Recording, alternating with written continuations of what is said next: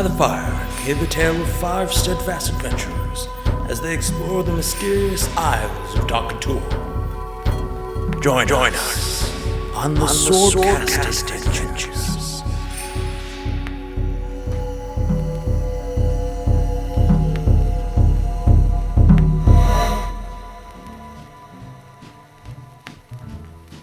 Well, we reached the small fishing village of Ostwald, and as we were disembarking, Rain actually found my lost boot, which I am very grateful for. It was a bit of an embarrassment. Well, Silence gave us the layout of the town, told us about some shops that we promptly went to go visit, acquired a magic scroll, which is delightful, and we interacted with the locals a bit. There are some cute puffins here. Anyways, that night at the tavern, we met our guide to the interior of the island, a tabaxi named Emerald, who is a consort of Silence. Seems like a nice individual. Later that night, Amelia and I actually spent some time rehearsing some magic, and I resummoned Teak. It was good to have my friend back. We slept, and the next morning the mayor actually rewarded us for killing the Perryton monstrosity. I can't say that I'm ungrateful, but we would have done it to save our skins. Well, we left, and we're heading north with our tabaxi guide to find this unicorn. I did have something I wanted to speak with Amelia about before bed. Oh, okay. Well, this is called Flashback. That's a game mechanic in some other games. Not this one, though. I didn't think we Amelia actually... and I were up late last night doing magic. Next night.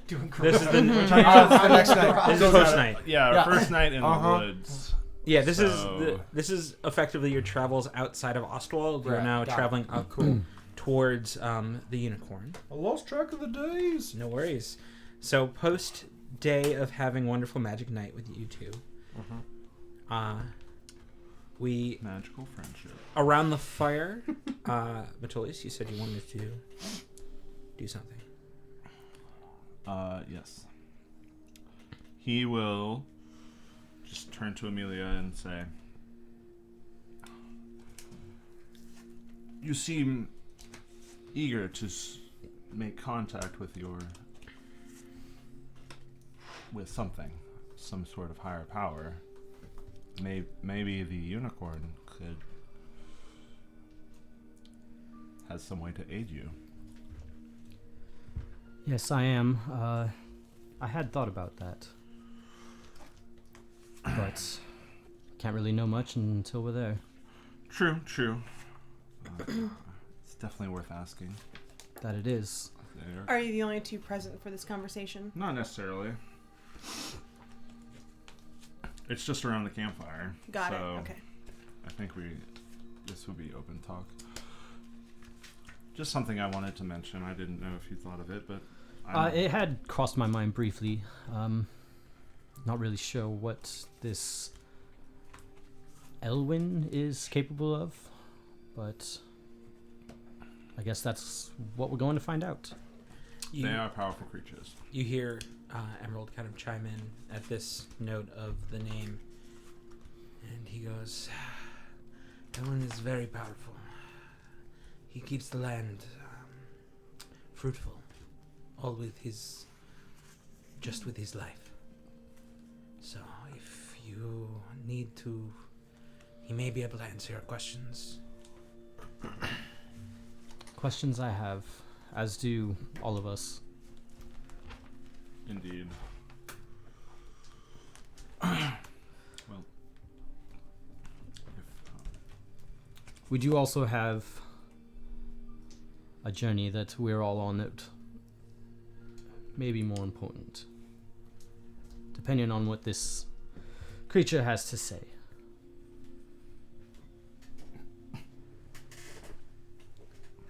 Who knows? Maybe they don't even know. But maybe they do. Hopefully. I mean, that's why we've come this far. It's true. I know them to be trustworthy creatures. Kinda. We were sort of just running away from where we were at. But we're here regardless. But the information the creature gave us is what compelled us to leave. Oh, I understand. I'm just saying that we weren't just on a pleasure cruise to head out this direction. We're getting pushed this way. Something is drawing us here.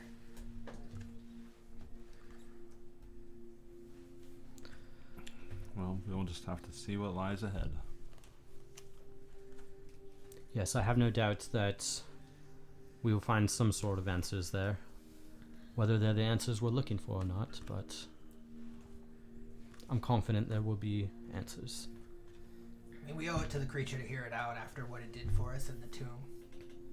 It's true. I think we owe it to your friend that brought him to you. We owe much to that friend.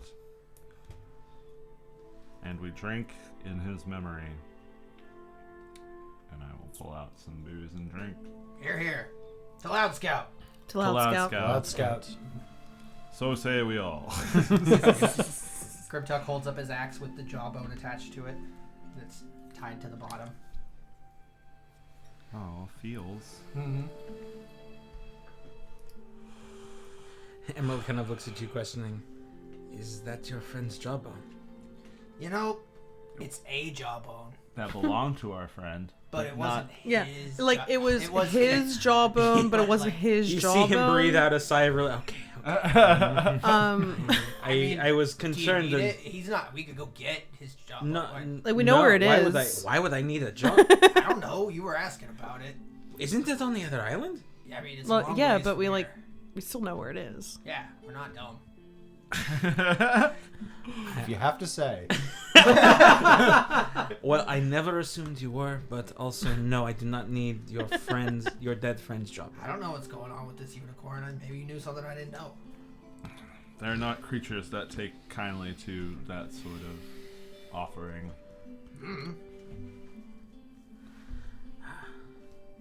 You kind of see him sharpening a few arrows, and Emerald sharpening a few arrows and placing them in his quiver, checking his bow, making sure it's all good. And he looks at you all and goes, again, prepare yourself.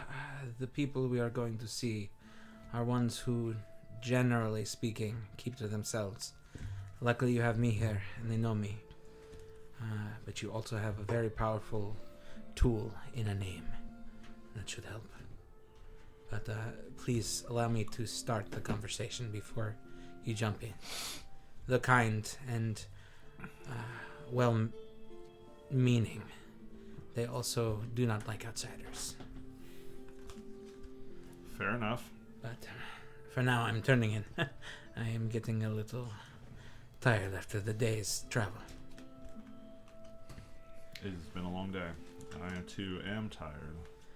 You see Emerald leave the firelight and, using his natural claws, climbs up the tree, finding a high branch.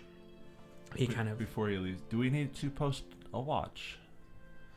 That is up to you. I usually stay high above the floor, so one, at least when I'm alone, is not needed. But the fire should keep anything at bay. It's, if you are concerned, I understand. Are there denizens of this forest we should be concerned about? There are beasts who will take any of us as meals if we are not careful. So feel free. Keep a watch. My ears are well trained to do so as well. I mean, if we want to keep watch, I wouldn't mind taking first. That's fine. I will take last, so I may Well, do my prayers and rites. so how do we feel about being rather snug for the night? In what sense? Snug. Well, so you remember how I was learning a bit of magic a few nights ago? Mm-hmm. It is a bit of protective magic that would be able to shield us for the night, but it's not great space inside. We would all be Like, relatively close to each other. How much space are we talking? It sleeps 9. It's about 20 think. feet across. Well, that's pretty. I mean, It's that's not fine. bad. We're It's not- better than tents. Yeah. I mean, normally I'd sleep outside. Does it breathe well? Like, is it stuffy? I'm not going to lie, I don't have too much experience with it, but it should protect us. That's what the sigils told me. It does, and if you feel the need, you can leave in and out whenever you like. All right, let's give it a shot. But not the castle. But not him. Yes. Not Elwyn. Yeah. I mean, do you think it's enough protection that we don't have to have a watch then? Wait, you can't leave? I cannot leave for the night, no. What are you going to do if you have to pee? I will pee from the inside to the outside. Oh. Through wait. it. What kind of tent is this? It's not a magic- tent, it's magic. magic So tent. can you like pee out but not pee in? All right, set it up. I'm going to try to pee on it. We're Basically. going to see what's going to happen. That's pretty cool. All right. Creatures you don't designate can't. Exclusive key. I will pull out my spell book and begin the incantation for Leomund's tiny hut. Cool. So tiny. Rad. The ritually cast. Yeah. It takes a little bit of time. 10 minutes up for the casting. You see Elwyn sit down, go through the motions, and 10 minutes later, this dome kind of pops into existence in front of Elwyn. It Around me, right? 'Cause I have yeah, to it be would be inside of around you, around him, kind of shielding him from all your visions.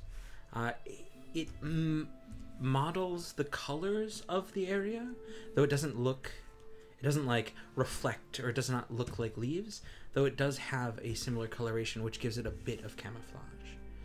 It's interesting. It appears, and it's there in front of all of you. Probably, have you read about it, Amelia? Correct? When I helped him learn it. yeah, exactly. Yeah. So Yes. you know more than any of the others. It seems that she has access to this spell. Maybe that too.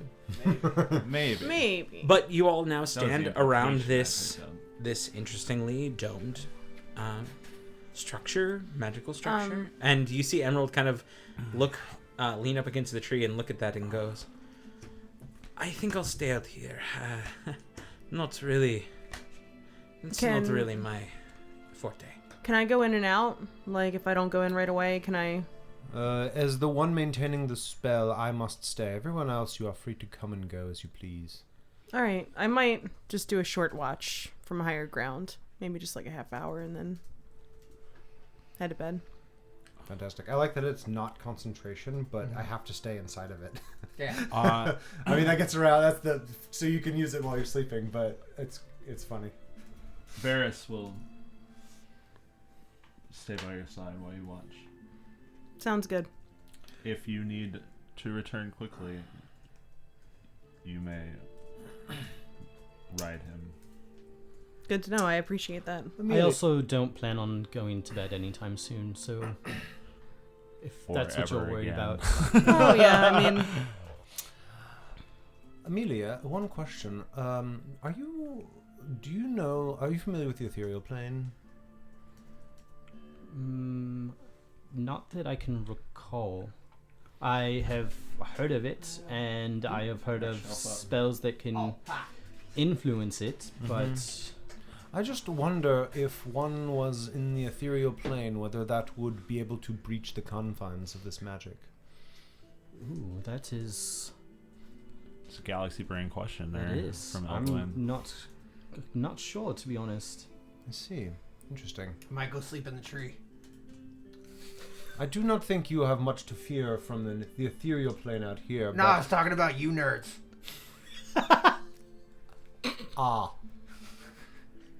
Fine, I'll just like shift and turn my back towards him a little bit. Do what you wish. If you need to return, there's shelter. No, I'm just gonna pass out. Give me like 5 minutes of not nerd talk. I'll be asleep. just give me 5 minutes where you all shut the fuck up and let me go to sleep. It's just really intimate in here. It's just kind of cozy is all. I appreciate your cool magic house.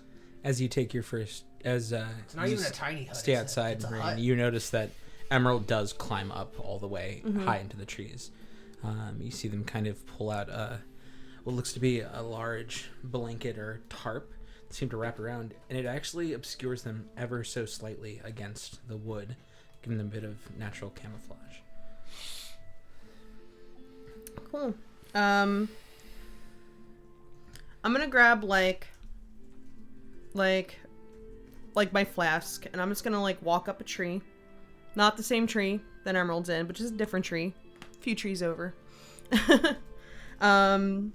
And like before I head to bed, I'm just gonna kind of like sit and think for a little bit, and I'm gonna go like out of habit when I'm by myself. I'm gonna go to pull my like skull coin or my dragon coin, out of my pocket, and then I'm gonna find like Grimtuck's eyeball. Yeah. Instead, and like it kind of hits me weird for a second because I'm so used to that coin like being in that pocket. The weight of the coin. Yeah, but then so I'm just gonna like hold it and like sit and drink for like 20-30 minutes before I head to bed. Kind of reflect. Okay. See, the freak part of me thought like, yeah, I'm gonna just like look around, make sure no one's looking, and just like put it in my mouth, roll it around a little bit, spit it out. Yeah. Talk to it, see if it talks back. Yeah. No, I'm just gonna remember, like almost forget, but then remember that I have that instead of my coin. Sounds good. Word. And reflect, get a little more drunk, and then head to bed. Yeah, you find the. If you want me to do a perception check for that time period, but We'll get there. You're doing your thing. let me know. I was just gonna say, everyone who stays within the hut finds it comfortable, pleasant. The breeze does not seem to flow through it. The slight chill that's in the air seems to be paused for the moment. You do notice that before you all go to bed, actually, everyone roll a nature check for me. Ooh. I know you're not. I'm not in the hut. You're not in the hut. I would say everyone before you go into the hut roll a nature check for me. So we're gonna backtrack Not a in the little hut. bit. I know. Just roll your damn nature check. Rain got a 12. 11, 12. Amelia got a 14. Boom. Metolius got a 12. Okay. 4. I would say to everyone but Elwyn, it's a little odd how chilly it is, even though it's the dead of night. It seems to be a little colder than usual, especially around this area, as this is not a huge amount north, much more north than. I mean, it's much more north than where you were, but like along the Sword Coast, say. This is not anywhere near where any of the frozen pieces are to anyone who has lived there or been there. So you find that it's a little colder than you would expect. Eldwin, you have like no frame of reference. unseasonably cold? I have no frame of reference not having been outside. Yes, ever. You've literally sat in the library and read books. No, that's not true. That's not true. That is not your backstory is real action heavy. So yeah. Mm-hmm. No. It's just I think you just don't notice it. You cast your spell, and you find yourself in the hut, and you just weren't even paying attention. You were sitting next to the fire long enough. Yeah, given the long enough timeline, you've probably killed more stuff than any of us. That's true. Yeah, I was. Elwyn's pretty fucking metal for an I elf. was a soldat. Yeah. Yeah. You're pretty fucking metal. So at that point, you find that the hut pops up. Everyone who wishes to goes into it. Amelia stays outside. Rain finds a perch. Elwyn. Side note: it says that I can color the hut from the outside. Oh yes. I would like it to be like a deep, like a burgundy. Oh okay. Ooh. So it does then stick out. Got it. No, like a dark, like it's night, right? Yeah. So it's like a dark red. Yeah. Yeah. Okay. So it shines, and if as the firelight dies, it is less and less noticeable. Yeah. It becomes almost seamlessly against the blackness of the forest around once the fire is gone. Unless, Amelia, would you want to keep the fire up? At least for a little bit. Okay. But once it's night and the fire has gone to embers, it is very much an invisible thing. It probably looks creepy in the firelight from the outside. Just shine. Just a little bit of an With a opaque. burgundy in color. It probably looks. Just a very bubble of creepy. blood. Yep. Okay. Amelia, did you want to do something while you were still awake? Is everybody else asleep? That's my question. I am not yet at this point. Roll a Like, perception check. oh yes, I will. Perceive. So everybody is asleep but Rain. Yes, Yes. but I'm up in a tree currently. I don't think I'm asleep yet. Okay.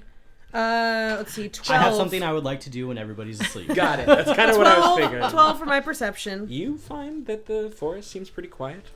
Excellent. As you are standing high up in the trees, you feel that cold breeze kind of give you a shiver as the wind whistles through the branches.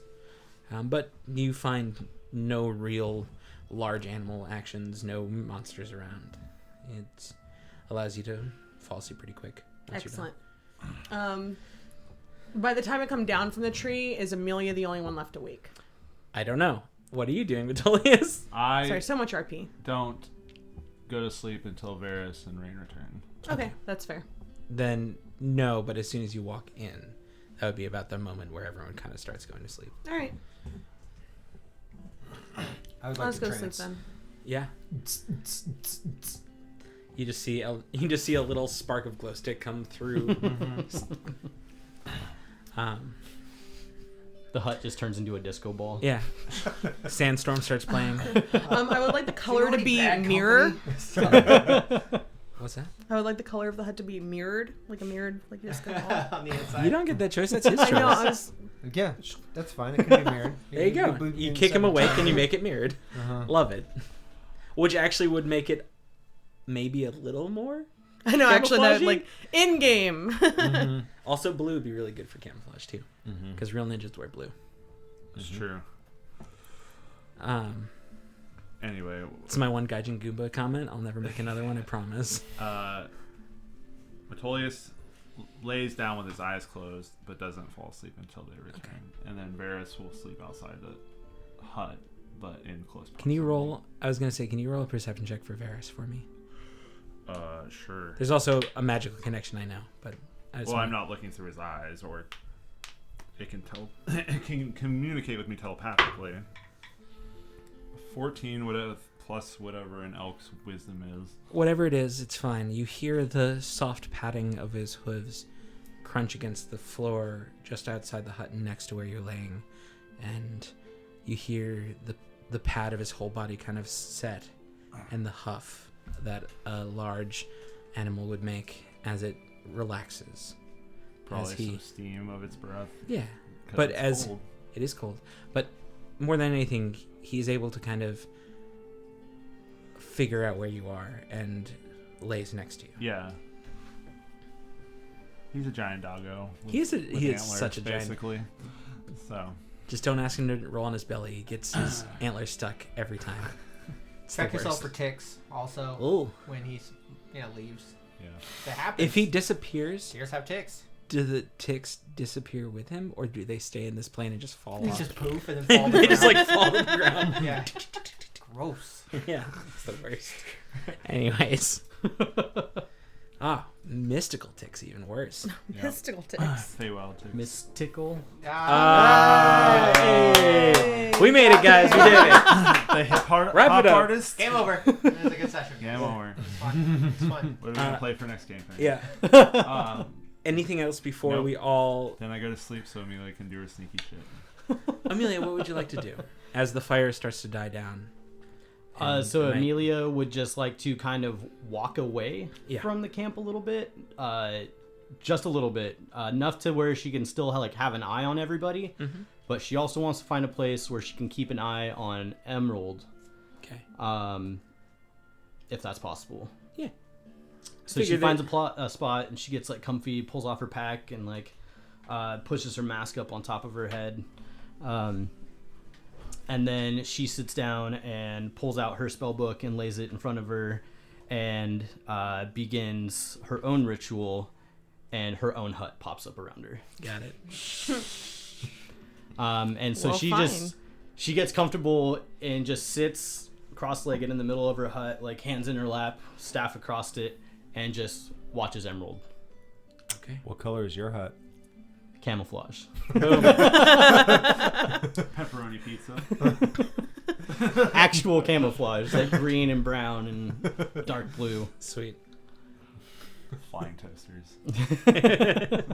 No, it's that maze that always like went on forever that you just Yeah. wanted to watch and make sure it never ended. Yeah, and so she just basically sits there and like stares up into the trees all night and watches Emerald, and like every once in a while we'll check on the group. Okay.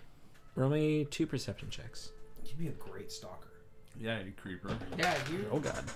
Oh, that wasn't a very good one. Nope. Oh my god. I missed twice.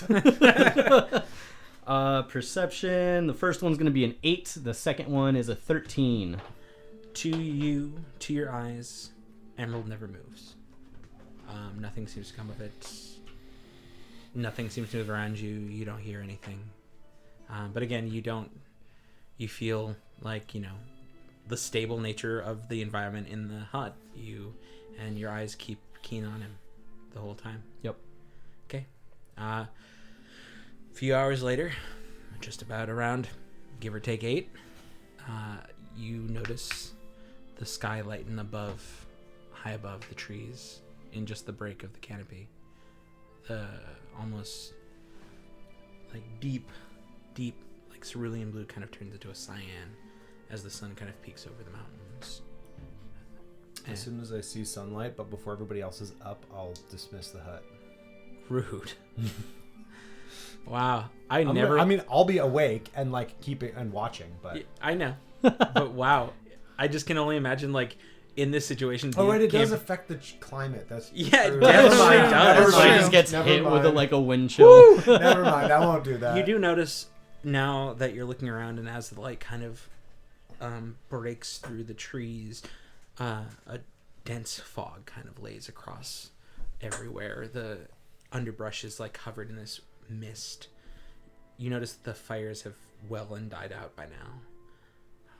Only a few moments later, you finally see a rustle above you as Emerald kind of shakes awake as the light hits him, or at least kind of hits around the area and warms the blanket he was wearing. At that point, I would just continue to watch and see what he does when he gets up. Stands, pulls off the cloak, stands tall, his tabaxi form almost looking branch-like in its thinness, stretches, not on all fours, not doing that, but does stretch very heartily, and then takes a leap off, landing quietly against the ground. As he kind of waltzes over, he doesn't notice your hut at first. Actually, let's see if he notices it at all. Fuck no, he doesn't. It's well and camouflaged. As he kind of walks over, he looks around and throws a log into the fire and bits of kindling that he already had packed away for the morning. Lights, strikes a flint and steel under it, and lights a very small fire just to get the chill away. Looks over, waiting for Elwyn to rescind his hut, and doesn't see anyone else around. Didn't notice yours. So yeah, you see him just start to pull out some rations, eat some breakfast, sit on a log. Alright, I would just hang out and watch until everybody else gets up. Okay. Elwyn, when are you going to pull the blanket off the crew? When I see You would see by this Emerald. When I see Emerald just hanging out, I'd probably pull it up. You roll me a perception check, just to roll me a perception check. Not great. So you initially don't hear 9. You don't hear him land or jump off, but you do see Emerald walk into the small clearing. Yeah, when I see him eating. Yeah. I would probably Light a fire, sit down, and start to drink a little water and eat something. Yep. And then you remove the hut. Everyone. I mean, that would wake everyone up. There's no way I'm gonna make you all I don't roll. think Metolius is one to sleep in anyway. Yeah. It's not super late, but it's we get didn't go to bed drunk. Yeah, So, exactly. yeah. You get a quick flash of cold as the air around you hits you. Outside of the now hut, you find yourself laying upon the ground, and you see Elwyn stand up, I'm guessing, from his position, and you once again find yourself in the forest. Morning has come. Amelia would not be anywhere to be found at the moment. I had some temporary HP noted. I'm assuming that's gone now. next day. Yeah, it like was I'm sure he was last- gone for it was a while. yesterday for the Yeah, it was first yesterday. Cool. Perfect. Once I Probably see soon the to return. once I see still. the hut drop Just so I know. and like people start to stir, Amelia's gonna kind of like giggle and like smirk a little bit, watching everybody squirm. And then she's going to pull her mask off of her head and set it down on the ground in front of her, and reach into her pack and pull out a silk bag, and start pulling out chunks of these bones covered in runes, and lay them in a circle around her mask, and start the ritual for augury. Okay. Let me get stuff. Metolius will begin his daily prayers. Okay. Hi, Maliki. It's me, Antolius. Thanks for the sun and stuff. I would say you all notice Amelia's nowhere to be course, found, but this awesome. is not the first time this has happened. Emerald kind of looks over at you and goes, "Oh, good morning, all. How is it? How did everyone sleep?" You want it? Yeah. Quite comfortable, thank you. I Quite think well. I think I got it down. I just wanted to make sure. Yeah, it's not so bad. I like the hut. It really is a decent sized hut.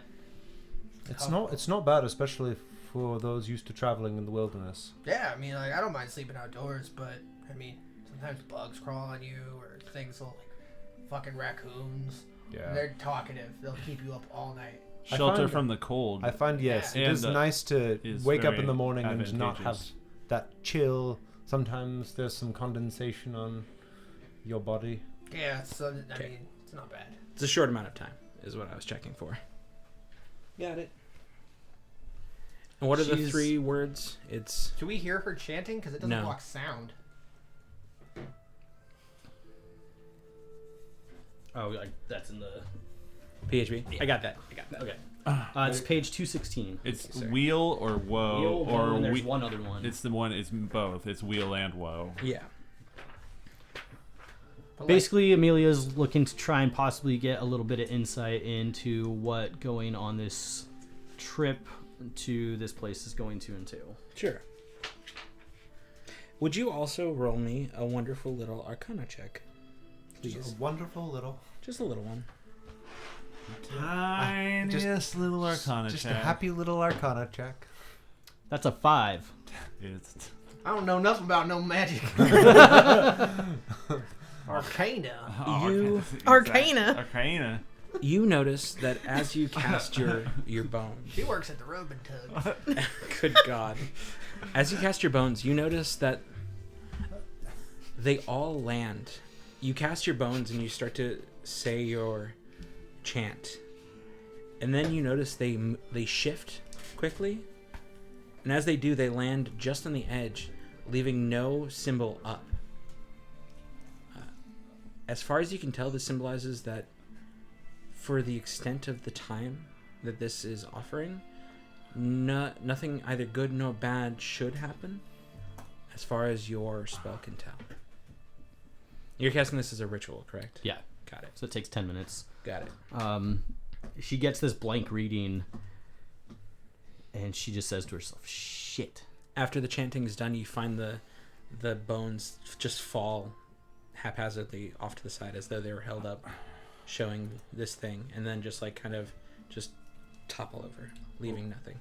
What was the result? Nothing. Blank.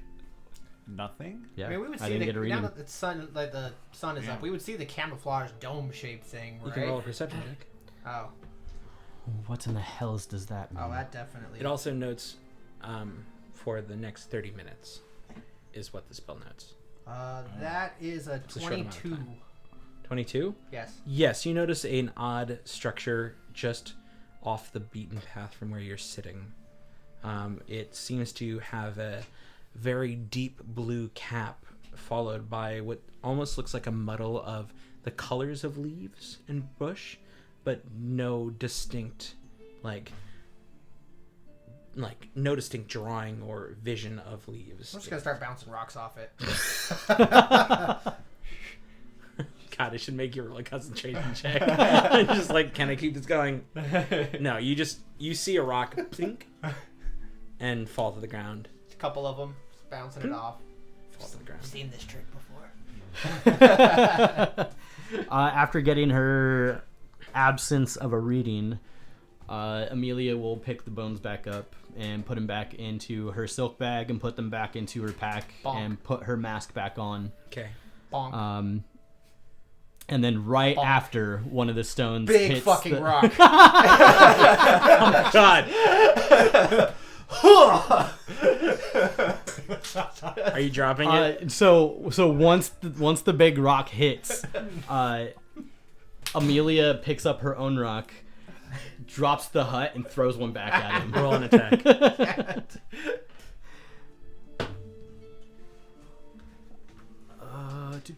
I don't have my gloves on, so that's a 9. Just duck it.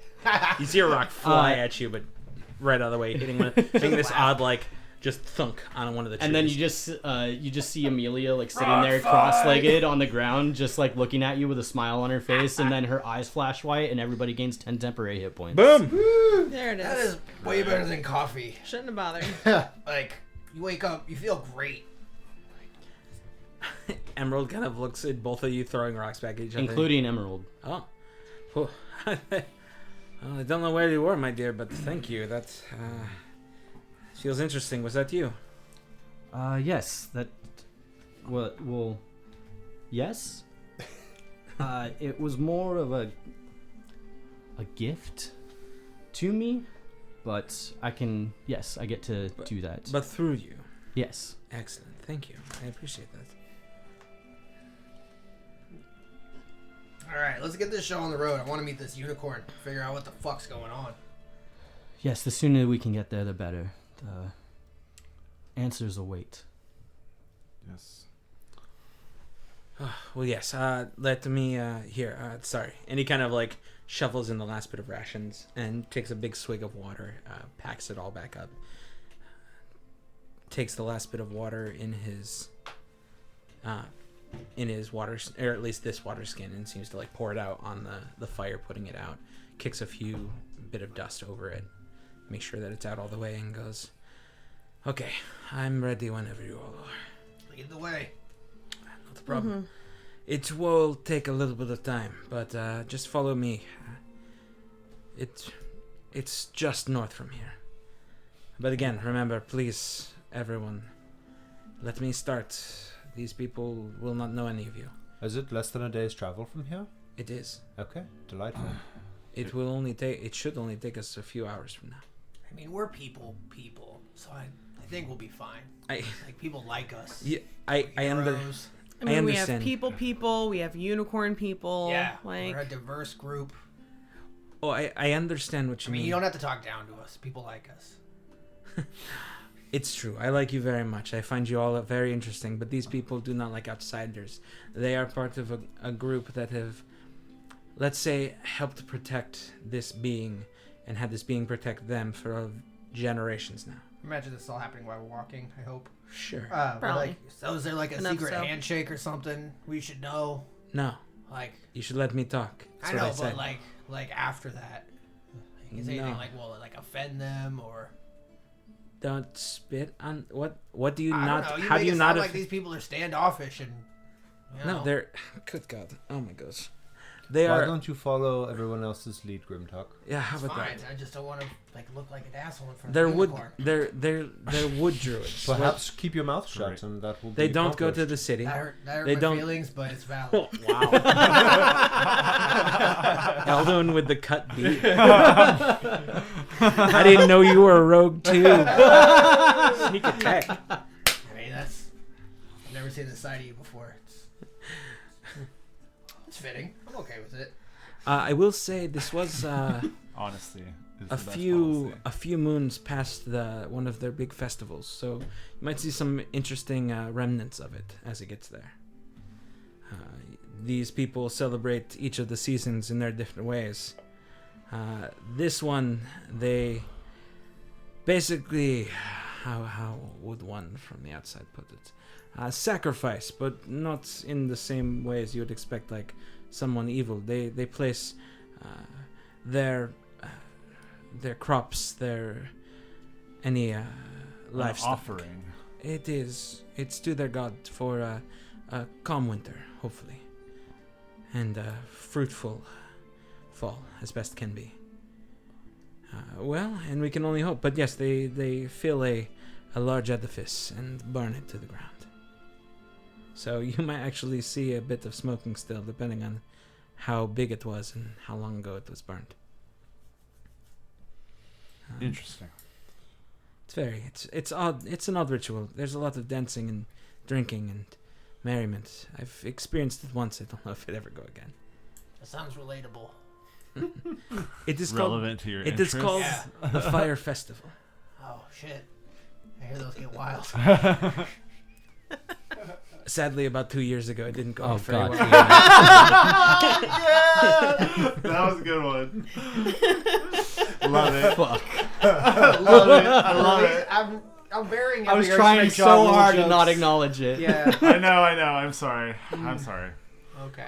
But yes, Get in. they give these offerings to the goddess Auril, hoping for an easy winter. And if it went off well, these people will find this glade to be looked over when the snows come. But for now, please, let's continue. It is just, and Emerald kind of points northward through the trees. You can almost see the break now, as it has been probably a few hours into the travels. Just over that rise. If anyone wants to do anything before we get there, feel free to do it now. I was Otherwise- gonna say I would help him on any because I was also a guide. I'm also a guide. Are so- you? Yes. What a guide. God damn it. No. I don't know why that one took a second for me. I was like, oh wait, all right, good one. But again, we'll be meeting with, if they allow you all to join in and talk to the elder, you will be meeting with Dorfer Elmdeep. This is Elmdeep, as the name implies. They are not all of the what's the name, Furbolg race, but there's a large portion of them, so they are interesting creatures, let me tell you. And he kind of looks down at himself, says the Catman. But yes, I look forward to speaking with them. Dorfer is a good man. He has been in this position for many years, and his father was that prior. So, but yes, let us go. And about an hour and a half later, by this point you see a break in the trees as it goes. Though you notice that there are still scattered clumps of trees all around, it seems to thin out a lot more. And then just at the edge of your vision, you notice what looks to be like the tops of thatch buildings, almost like what looks like watchtowers, kind of sit just above. To look around, you even see a little bit of motion on the edge of it as someone seems to patrol. And then as you're walking through along the sides, you notice odd broken stone structures, ones covered in ivy and vines. Growth and trees have grown out of it now, but actually, feel free to roll me a history check. Anyone. Everyone. Not gonna pass that up. 21 of a historical nature. 17 apparently for rain. Damn, Rain. Wasn't expecting It That's that. a 6, as is expected. You don't know land. I'm on brand. Yeah. 10. 10 for Metolius. Amelia's a little uneasy thinking about the reading that she had this morning as Sure. she rolls a 2. Ooh. So Amelia, Grimtuck, neither of you very much recognize anything out of this. Metolius, you've seen ruins before. They have come up a lot of times in your life. So you know these to be ruins of some kind. Rain, you actually notice these almost to be the broken down walls of some ancient buildings, and it's low. It's probably about maybe 5 stone high at best. Mm-hmm. But there's enough of a corner to give it the look of one ancient room.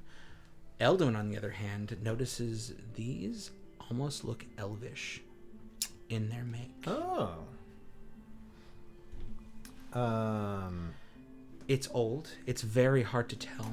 A lot of them, again, have been almost reclaimed by the forest itself. But the carving and the intricacy of the stonework very much hits on your people. You notice that you know them to, instead of make these hefty, strong buildings, they almost shape them to be elegant and beautiful, almost to work with the forest instead of kind of set itself apart. But again, age has not given them a lot of play. There's not much left to them, but you are able to pick out what you see. When I notice this, I will sort of hurriedly walk up to them and excitedly walk around. Yes, these are ruins of Telkasir. I need to look around. I will excited I just want to look around and kind of see looks if I back can at you and find goes, anything. Okay, if you need to, No, I can wait for a second. This is his shit. Okay, I'm You not get the a one to map in stop. front of him or something like this. You don't exist. Really. Roll an investigation check. Yeah, I'd like to. Yeah. I'm looking for names, iconography, anything better than that. Investigation. 10. It's hard to tell. All of the stones seem pretty smooth from age. Water has worn away most everything. But after some time taking, you notice one kind of still inlaid carving. It looks odd.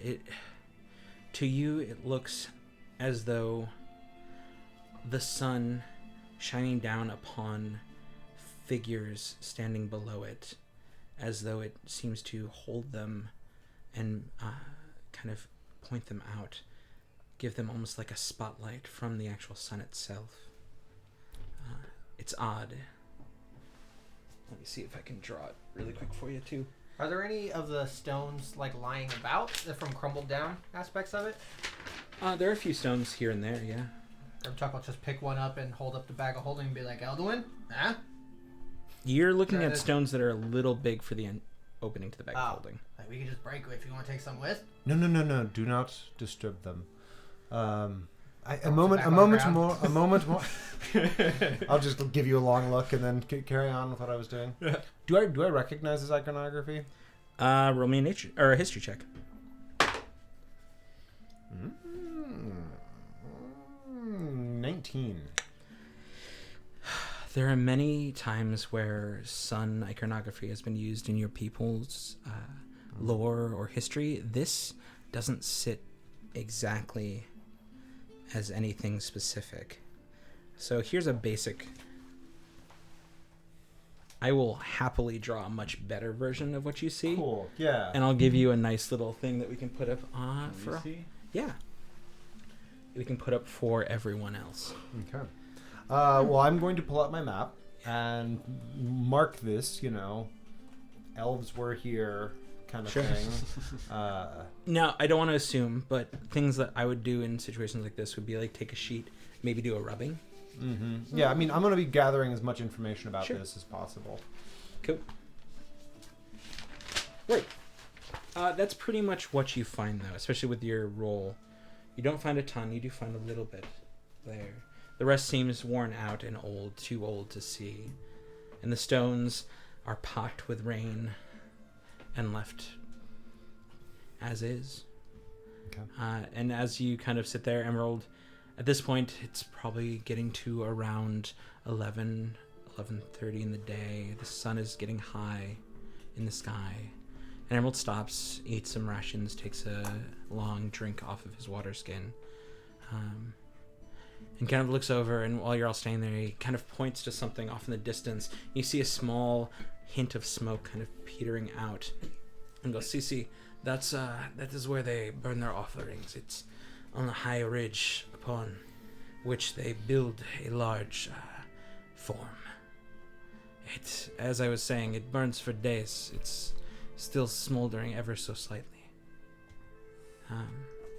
If you ever get the chance, which I don't know if you ever will, depending on how long you stay, I always recommend being around for at least one of their festivals. They have a few others do. What do you think? Is your friend done? While you're still over in the stones. Oh, I mean, a few, yeah, like maybe 10 minutes. I would be wandering around looking for things, but not finding stuff. I would head back. Okay. He kind of looks at you and goes, "Did you find anything interesting?" Oh yes, much, though not anything specific. Oh. I mean, there is some old pictorial representations that I found, but they don't mean anything to me. I have made note of them, and I might come back at some point. He kind of looks at you for a second. Emerald gets a little closer and puts a furred hand on your shoulder and goes, "My friend, if that is what you search for, you have found the jackpot." There are more of these ruins around?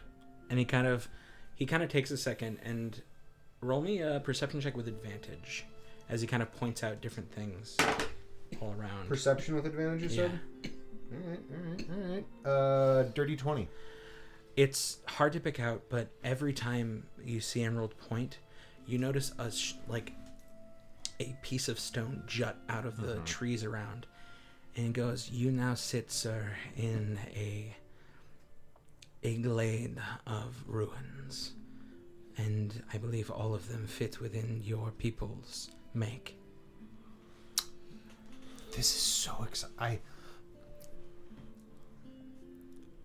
I don't know what to say. Thank you. This is fantastic. I must look around some more. Well, I guess I'm sure we'll have some time at some point. Yes. Perhaps on our way, when we were returning, spend some more time. I would say each of the villages all have a very large chunk of ruin stuck within them. If you have the time and you have the blessing, I believe you would be able to do some research. I would very much enjoy that, yes. And if there are any, well, I imagine not many around here are as long-lived as the Fey folk, but actually, you'll find a few. Are they are a longer-lived race, are they not? I believe so. Yeah, yes. Yeah. Yes. He kind of looks at you and goes, "Well, also, you are not outside of the presence of your own people. There are elves here too. Really? Here and there. It's not a wide breadth of the population, but you'll find what is the distinction? Wood elf, I think, is what you call them. Oh yes, what else? Yes, there. Yes. Oh yeah, those my kid. They're more on Country folk. Yes, they are certainly more of the forest, and not saying you are not, but you seem a little bit more well maintained, should I say? You've got good eyes on you. Thankfully, I would have been dead many years ago if I did not. Yes. I would still very much like to meet them. If we find any around, I will make sure. And if you ever make it to the Eastern Village, the leader also is one of your race. A few of my tribe are wood elves. Not a lot. I assume we're walking. Good people. Yeah, we're continuing. We're walking while this is happening. Yes. Okay, Imagine so. thank you. Nope, Oh, yeah. I'm gonna stop every single time, and we're gonna take the entire time to roleplay it out, and then we're gonna walk. No, yes, we are continuing to walk forward as Elwyn finishes his research. Amazing scouts. Melt into the forest. It's pretty cool to watch. As you all get now a little bit closer, you see thatch huts stuck throughout this kind of, not by any means cut down forest, but it almost looks as though someone has been able to shift the forest to set and allow for huts to be placed in, as though they've utilized the area around it as a place to keep the amalgamation of nature and these people together, allowing for this very quaint thatch roof village in the midst of these trees. You hear, as you get closer, a whistle goes out, seemingly coming from the watchtower high above, and you see Emerald's hand go up and goes, the guards approach again, let me talk. You will certainly be able to get within the longhouse of the elder, so you can state your piece. That is not a problem. It is if they believe or agree with what you wish to do. That is where your journey will either continue or end. So, again, as they do, you see two decently large furbolg, their red hair kind of tied back in thick braids, held down by what seems to be vine work.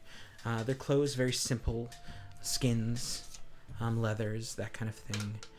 They both have what looks to be a well-maintained bow that seems to be made out of almost a sapling on their backs, and a small hatchet that in anyone else's but Grimtuck's hands would be a decent-sized, like, battle axe on their hip. And you see them come up and meeting Emerald before he enters into the village itself. So like a wall around it or anything? No, more like the trees seem to kind of ring the edges, giving a little natural natural barrier. No actual like wall made, but a natural barrier certainly. Got one it. that blocks a lot of the village from sight. So kind of like a glade sort of situations. Okay. As these two walk forward and kind of enter in, meeting with Emerald, Emerald puts up a hand, and you see them also do the same. And Emerald goes, "Friends, it has been too long. I am sorry. I have travelers here who wish to speak with Dorfer and the council. They have important business within the glade and wish to ask for permission to go forward. Please, if you would escort us, we would love to see your leader." And you see one of them kind of look at the other and looks back and goes, "Okay, Emerald. I shall bring you in front of Dorfer. It is fine." He kind of sighs and goes, "Though I wish we would have known before, I understand that your approach was quick." He goes, "I know. I am usually one to send message ahead, but these wonderful people did not give me much time. They appeared very quickly into Ostwald, and they very much needed our assistance." "Okay. Well, please follow us. We will walk you through." And you see them turn around, leaving you to this. Emerald kind of goes, "Okay, follow me now. Please do not stray too far. Feel free to look. But until you have their permission, do not venture." And you do. You walk through past these large trees that barrier off the area, which opens up to a much more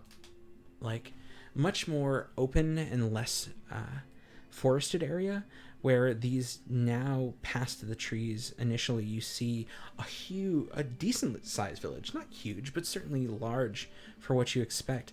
Thatch roofs, long houses, things like that. A few watchtowers here and there. And again, Elwyn, just off to the eastern side of this area, which expands quite a large distance, you actually see another set of those stone ruins kind of peeking out over the buildings, almost integrated right in the center of it all. And then you see off to the distance, in between these small huts, there seems to be a river that kind of cuts through, that wheels off right at the very end of that large blanketing of trees, which is how you seemingly missed it at first. It turns and maybe was curved off to the side, out of the way. But they walk you steadily through. You see a mostly Furbolg inhabited camp in this village, of all different varieties. You see men, women, seemingly children, all going about their days. You see skins of animals hung up to dry. You see large baskets of what look to be produce, maybe berries, things like that, all around. You see an odd collection of workers going out to somewhere off to the western side with seemingly simple tools. Maybe off to the day, maybe off to a mine or some amount of collection of supplies that are needed. But again, it looks as though just a simple village around you, which is interesting. The one part that does strike out, and it catches you all as you pass by those trees initially, that chill in the air that seemingly was there at night and stayed during the morning dissipates the second you pass by that ring of trees. Though not warm, it's just nice. The weather seems not just a little bit on the chilly side. In the real world, coat weather. Just perfect weather. A nice breeze that is set in by the scent of flowers hits the air. And the sound of the brook seems to emanate just a little bit louder than you'd expect, being it's off to the side. But this place is pristine, natural, and beautiful. And everyone goes about the day. Everyone has their place in this village. And it all works like a well-oiled machine. And as you walk through, you just get a very sense of calm. Even around you get a few looks here and there. You're seemingly very out of place, but no one seems to run or be scared or worried. Just interested. And the guards leading you forward, make it there. You see this giant longhouse, almost a T shape, a long hallway in the very first part, seemingly probably about 30 feet wide, the roof sitting about 40 feet high. And then down the ways, you see it break off into two large chambers on either side where you can't see the back of it, but it seems to end in that kind of shape, this T. In the very center, a plume of smoke billows out from the very top, as though a large bonfire seems to be set in there and going. And the sound of soft drums kind of flows out as the two pull open the flaps of the longhouse. Again, this is not your stereotypical building. This seemingly is made from pelts and furs, almost as reclaimed nature has given to them as much as they could. A few pylons of trees cut down, but in this perfect way, almost cut but then grown into the form of this building. Sounds closer to my people. Real tribal as fuck. Very much, well, closer than, are you talking Elwyn's? Yeah. Oh, 100%. Yeah. Much closer to your people. If that wasn't obvious from the beginning, I apologize. We're looking at a much more tribalistic village. But as you walk in, the smoke kind of billows out just slightly, and you hear one of the two guards go, "Dorfer, you have guests. They wish to speak with you. Emerald is with them." And this large figure in the back, slightly obscured by the smoke itself, stands tall above everyone else and nods. "Now, please, enter in." And he stands back, allowing you entry, as Emerald goes, "Please now, everyone come with me. We should meet the elder and state your case." And as you enter the building, you walk in, or Emerald begins to walk in. Are you all following? Yes. Yes. Mm-hmm. You walk in to find, again, these large trunks of trees almost grown to fit this building. You see people lining the sides, a few people crafting things out of furs and stones and strings, almost building clothing and other trinkets and things like that. You see a few people getting together to build tools out of stones and wood, strapping them together and making these basic axes and hammers and things like that. And then at the far end, you see this platform that stands up. You notice that the building continues back and seemingly goes to whatever that junction is at the back, but it's set and almost blocked by this raised platform that sits just about 20 feet back from the bonfire that sits in the center. On there, a round of pillows and blankets and furs sits 5 individuals. 4 of them stay seated. The 5th stands tall above you and everyone else. He sits there in very thick, almost bear-like furs on his shoulders. You see a large staff in his hand that almost looks like a living sprig, like a living tree, small, young, and green. But in his hand, you see leaves sprout every once in a while and fall off and grow again.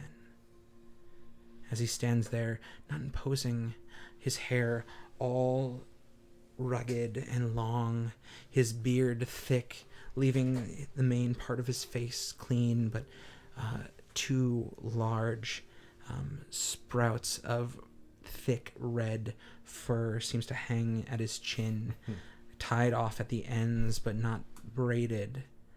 At his neck hangs beautiful rugged jewelry all along, and he stands there looking at you all and goes, "Emerald, who do you bring before the council of Elm Deep?" Emerald goes, "I'm sorry, Doffer. Again, I wish I could have given you a message before, but these people, this group, are friends, allies.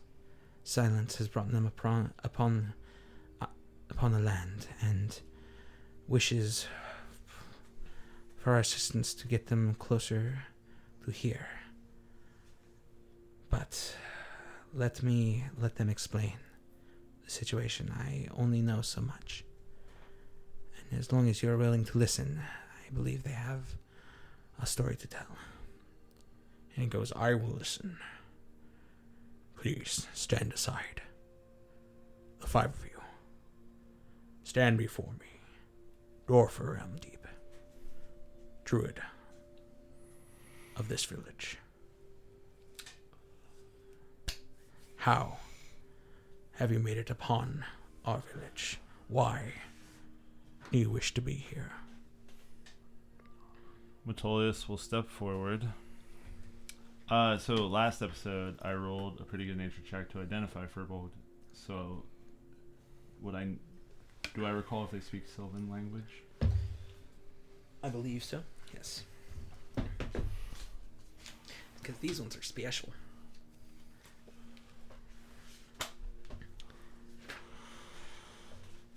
So yes. Yes, they speak Sylvan? Mm-hmm. Okay.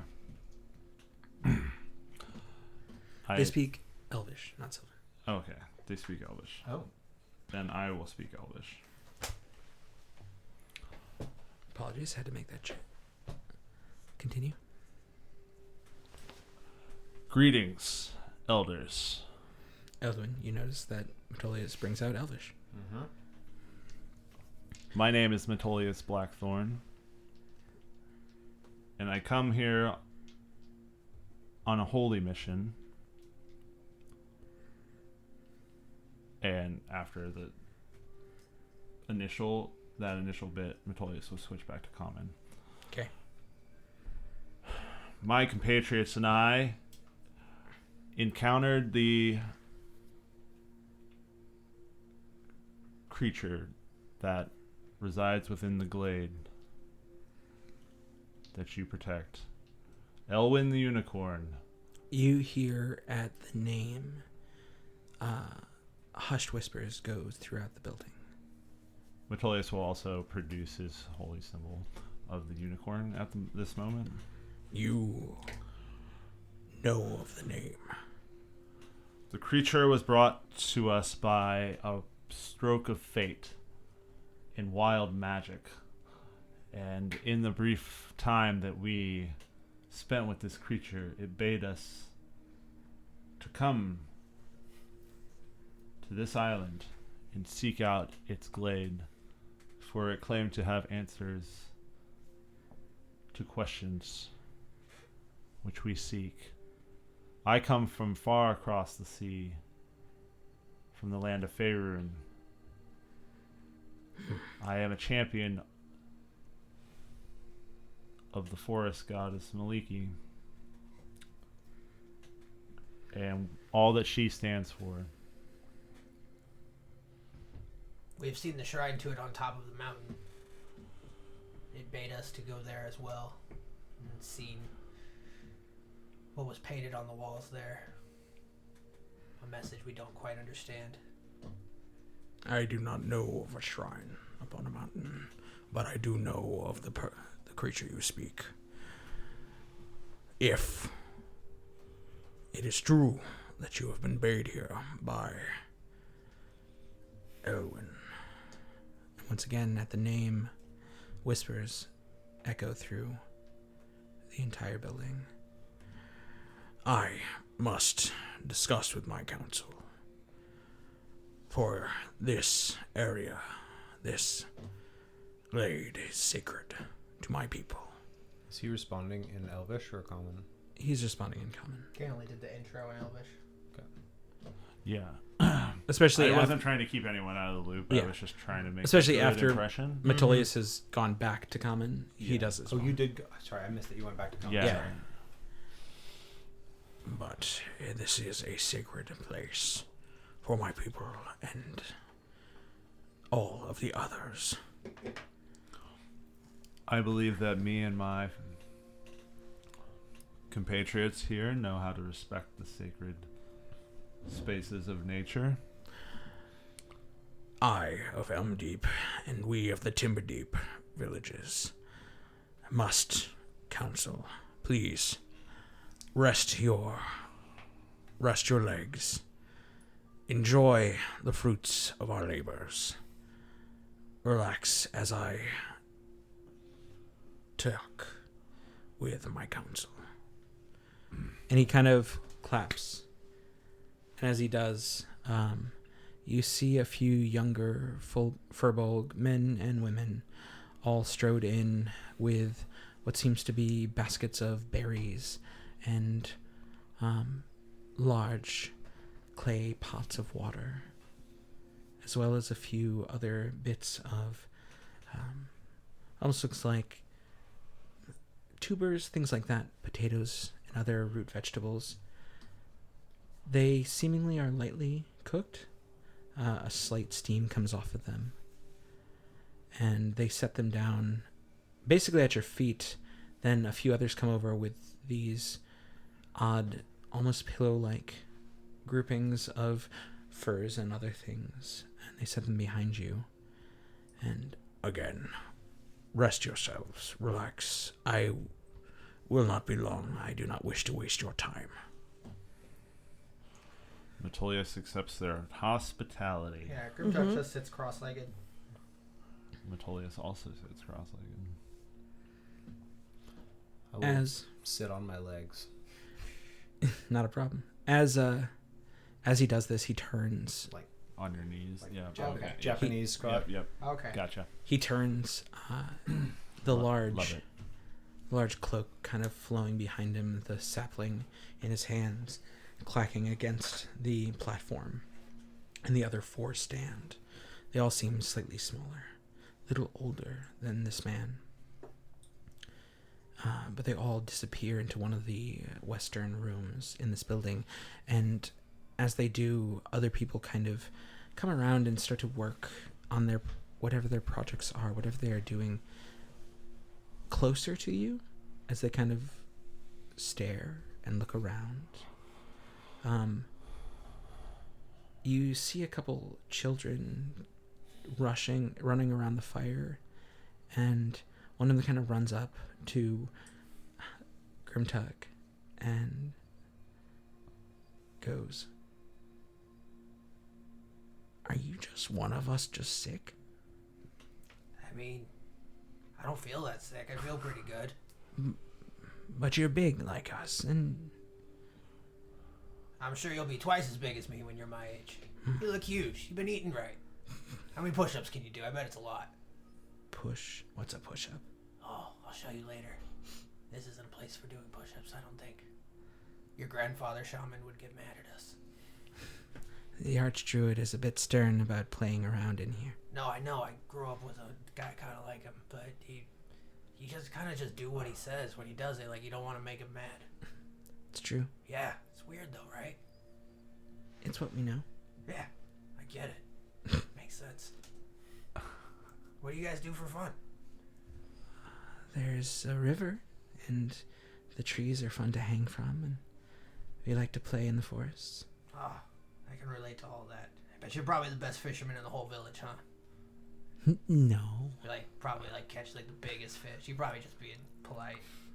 Kind of looks at you and goes, "Sure, Nice. absolutely, of course I did." A hero. I knew it. I saw it the moment you walked in. A kingfisher. Kingfish. You're just catching fish as big as you. You're rolling high on your persuasion or your charisma check, aren't you? Grimdark has 11 siblings. Yeah. So he knows kids, man. He kind of giggles and laughs, and the group kind of runs off. One or two of the patrons that came over and brought you your feast of these beautiful, just plump, very ripe berries of alternate varieties. What seem to be blueberries, raspberries, blackberries. This odd, golden raspberry. Yeah. Don't eat it. It's a bad berry. No, these ones are great. Oh, okay. And not a trap. Just not merely good. But then again, a few minutes go by, probably about maybe 20 minutes of deliberation, and the Archdruid walks through, once again followed closely by his four, and he sits, and then they sit, and as they do, he puts up a hand and goes, "We have discussed. No outsiders know not of the name that we protect, and who protects us, for you to come bearing his name. Then we will allow you to pass through on the grounds that you see our traditions, you follow them, and you do not break our codes. The forest will not even know that we are here." That is good. You are welcome in Elm Deep Village. In Elvish, Metolius will say, "Thank you very much for your kindness and hospitality." You are welcome. Make yourself at home, for it is only about half a day's journey to the glade from here. It is not very far, but depending on how far you wish to go. We wish to press on. Well then, enjoy this meal. Relax, rest up, and feel free to continue upon your journey unheld by us. As he kind of says that, he kind of looks over at Emerald and goes, "Of course, Emerald, you as well are welcome." And Emerald goes, I thank you, Archdruid, but my people need me. I need to continue north immediately. The wind is cold and I cannot stay. And he kind of nods at that statement. And he goes, Emerald kind of looks at you all and goes, "I wish I could stay longer. I wish I could show you any more, but you have made it quite well to here. Your peoples are allies, are you not?" As in our people and these people? Yes. Oh, absolutely. We are very close, but we stay we're close in, shall we say, beliefs and respect, but we keep ourselves separate for sake of our, shall we say, protection. Your people are the truth. We are the truth upon the wind, yes. I have a feeling that we will be along shortly after. I believe that we have much to discuss with your people as well. Kind of looks at you and smiles and goes, I did not believe that this would be the last time that we see each other.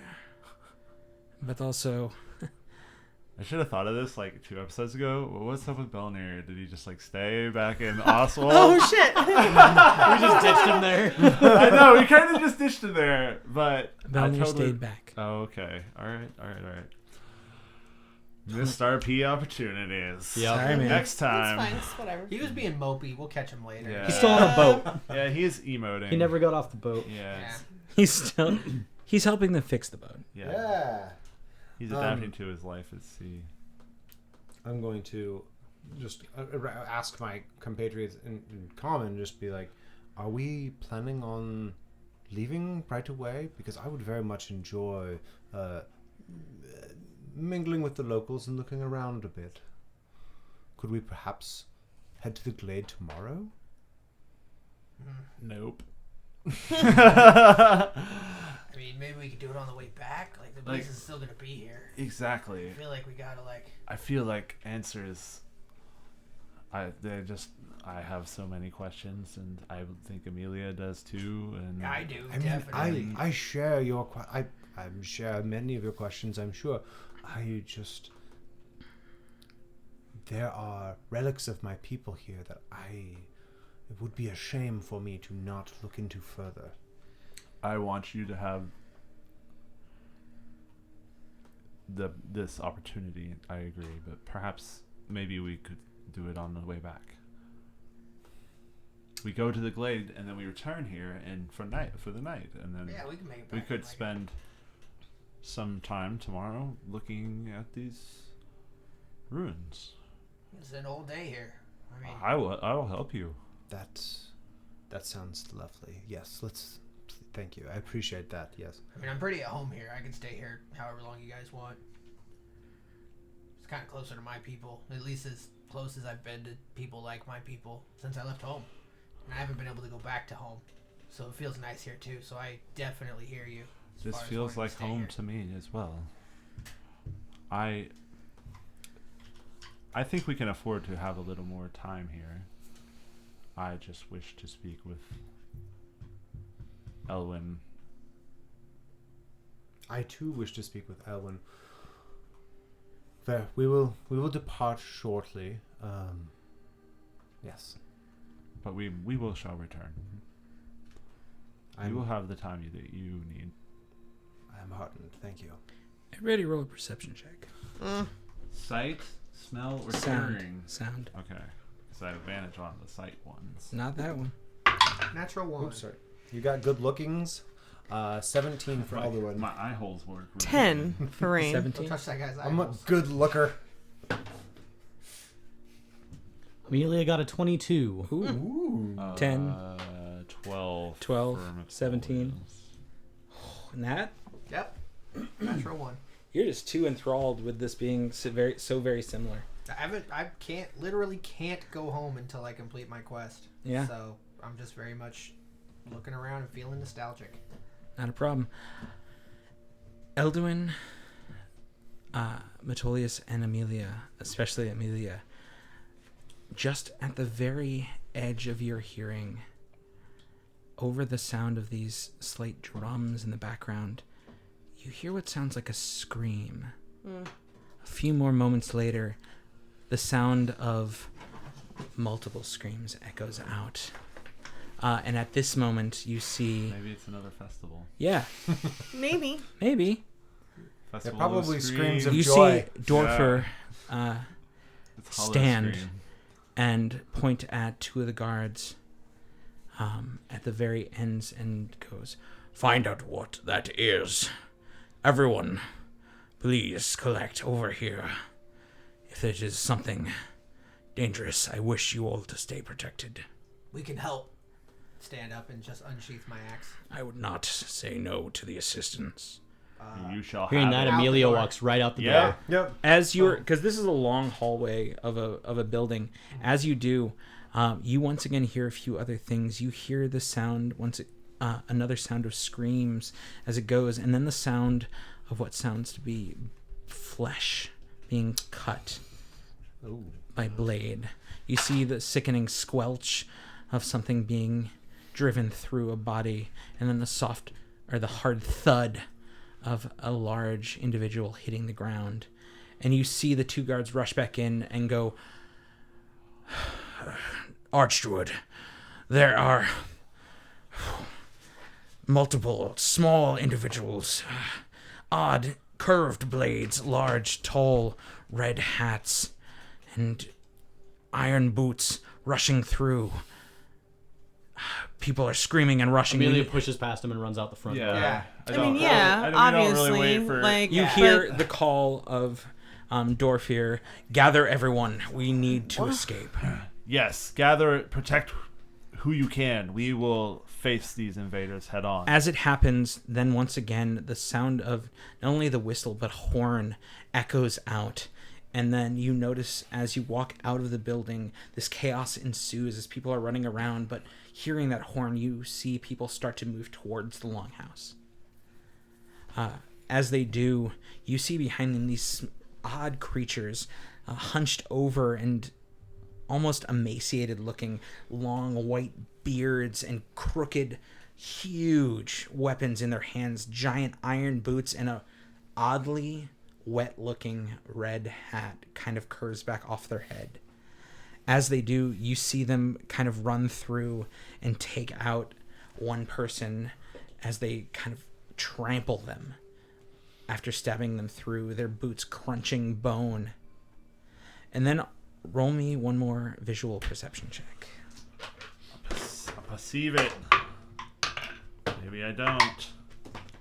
13 for Oh, my Rain. shit. 18. 14 from Antolius. 8 for Grimtar. Amelia got a natural 20. Ho ho. She sees it all. Natural 20, 18. 18, Solid 8. 8. Metolius, once again. 14. Rain. A Solid, 13. not a weak 8. Solid 8. Amelia, you notice something odd. An odd, squishy form just at the edges of the buildings. It almost looks like flesh. And then it rises up and you see a bird-like beak on the end of it. And then you hear screams as you see it lift someone above and snap its jaws upon their head. Oof. And as it removes the entire cranium, you notice the limp body falls to the ground as these odd flourishing tentacles start to flow down upon something else. And as we begin this, and I ask you all to roll initiative, once again, a horn blows out over the watchtower as this odd flash of light explodes next to it, rocking the wood and wooden furs just erupting off the tower. An explosion happens, and a person flies to the ground. You hear a sickening thud. I was like, this music's way too calm for what's happening. Should we take a break at this point? Yeah, I was gonna say, do we want to? Before we transition into battle? Sure. So, as you all hear the screams, exit the longhouse, pushing past the two guards there, as everyone kind of makes their way towards it, the chaos around you. To the south, in front of you, sits a few buildings standing, obscuring your vision enough. But again, to the southwest or southeast side, you see those small, odd, craned creatures. High red hats, white beards, gaunt forms, and large iron boots, holding wicked-looking blades in their hands, ripping through people. Rushing through. Then you see those odd floating shapes high to the southwest, just at the edge of your vision behind buildings, raising people up. You see one take the head off of a body and drop it. And that's where tentacles were involved, right? Yes. The odd floating shapes. Okay. Odd floating shape, beak, and tentacles. And then finally, after the horn blew out once again, you see a bolt of some odd energy fly and explode into the watchtower. The person blowing the furball blowing the horn flies off and crashes down. Pieces of wood clamber to the ground. Something from directly south behind the building seems to have fired this, but you are unaware. Now, everybody, roll initiative. We done it. Okay, then what did you get? Metolius got a 21. 10 for Rain. 11 for Elwyn. Okay. One sec. Let's do Elwyn is 11. Grimtech. 14. It's a good number. I mean, with advantage, I gotta do better. Yeah, with advantage. Amelia. Amelia got a 4. What? Hey, I'm just living up to my dreams here. Yeah. Yeah. You need to play characters that want to go last in initiative. That's what I have to do. There's nothing to say that you a his choice. class Doesn't or want character. to? Yeah. Yes, I agree. Yep. Okay, as we begin this, Yes. let me quickly just set this out. So, Metolius. Grim. Man, we didn't do well at all if I'm going second. Didn't we do pretty well? Elwyn, Rain, On and... initiative? Ah! No? Oh, I got a 14, yeah. I know. so. Well, Doesn't mean that anyone got better than you. Can I ask a mechanics question really quick, Dan? Sure. Can I assume that since most of these things have already been attacking, that going into combat, there's not going to be any enemies that haven't taken a turn in combat yet? As far as, like, assassinate goes? That's a good question. Like, since they've already been, like... Or is it just in combat with us? Right, Yeah. yeah. Like, how does that work? I kind of assumed it was combat with us, but I don't know. I'd be willing to go with combat with you. Okay, got If it. you are so, able like, to as go- of now... As of right now, starting the top. Okay. I think you could better read it as haven't gone before you in this combat. Right, Yes. like, yeah, so, like, therefore they're not Someone grab me the really... sushi bag behind you. They're fighting, but they're not aware in combat with of you. my presence yet because they haven't Yeah. like okay cool Yeah. Okay, so let's go with that. I'm fine with going with that idea, as if you are before them, then they have not gone within this combat. got it. I mean, also my initiative was pretty bad, so I kind of doubt That's true. that anyone's going any of the It's baddies are going after me, but Teak is in a pocket dimension, by the way. yes, Because he has a nasty habit of dying. in these kind of situations. it's probably a good All plan. situations. I mean, you're not wrong. He's just a good target. He is a Yep. good target. Such a good target. Such. How dare you say that? Dr. He has Tor- feelings too. He Dr. Tor does. does not like Teak. He's not. No. Fairy owls. Fairy owls. Nope. Okay, so as we start this all up, you hear the Archdruid behind you call out in a loud, booming voice that seems to echo through this entire area. Come, my children, join me, and we shall escape. Please make your way into my home. And you see the crowds calm slightly at this utterance. As he does, you see them all start to pour towards you. You all 5 stand just outside the door. As we begin, you hear a slight chant of some kind happening in the distance in the back of the longhouse. And then we start with Metolius. Metolius, you now stand outside the longhouse. People start pouring in behind you, trying to push through. What are you doing? How many dudes with red hats are there? From what you can see right now, Roll me a perception visual. And how far away are they? They are about, give or take, 50 feet away. 24. 24? Yeah. You see 8 of the little creatures all kind of piling around one person. You see them you see one first cut the back of the leg. The person falls, and then all of them jump around it, their boots clacking against the creature, breaking bone and stamping them to death. Wow. All 8 of them? Yeah. Together? Oh, wow. And then as soon as this creature's life is spent, they disperse and flow into the crowds. Okay. Metolius will be yelling things like, "Get to the longhouse!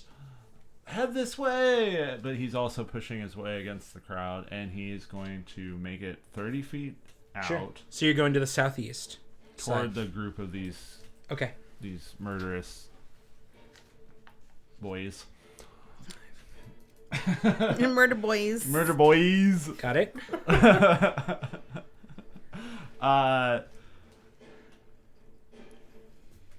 I will call out to them I will just yell Do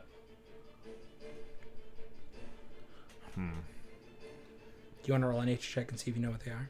well, I do. We'll get to you, and absolutely, Elwyn. will it take my action? No, I'll call you. A brief passing glance? Yes. 11. 11? Yeah. There are a few things it could be, but these definitely seem like Fae-type creatures. Okay. I will call out to them in Sylvan Got then, and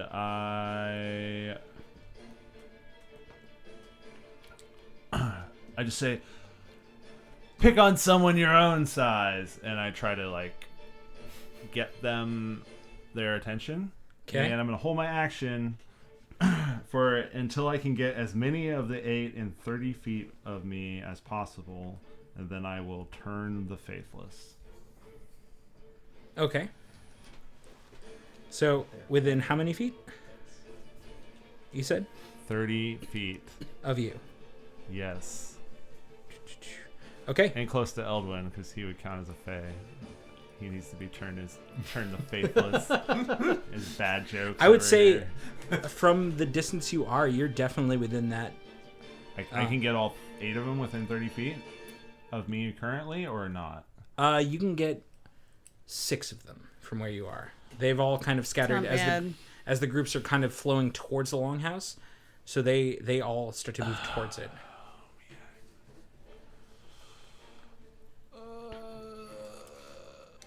Do they look at me when I call out to them in a taunting way? I guess. 'Cause if I can get 6 of them, I might. Or are they just might just fire it off. predisposed with murder killing things? Only They're steel 4 of tokens. them actually look up. The rest are seemingly running in that direction. The other 2 that you saw before are rushing just to the closest thing they can find. Okay. I'll just do it now. I Yeah. will produce an iron token Got it. with the image of a tree engraved into it. Metolius will hold it out, and he will speak some Sylvan words, and saying things like, "Turn back, Fae spirits. Here you will do no harm." And there's like a big flash of green light, and I activate my channel divinity, turn the faithless. Got it. I present my, well, it says holy symbol, but I'd say I was like clutching my holy symbol and present the token.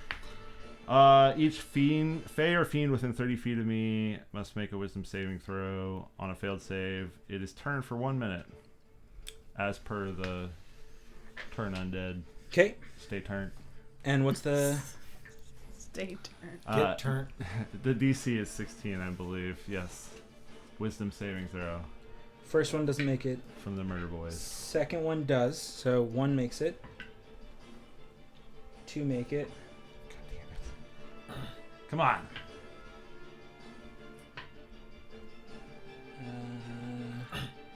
How much? What's your DC? 16. 16.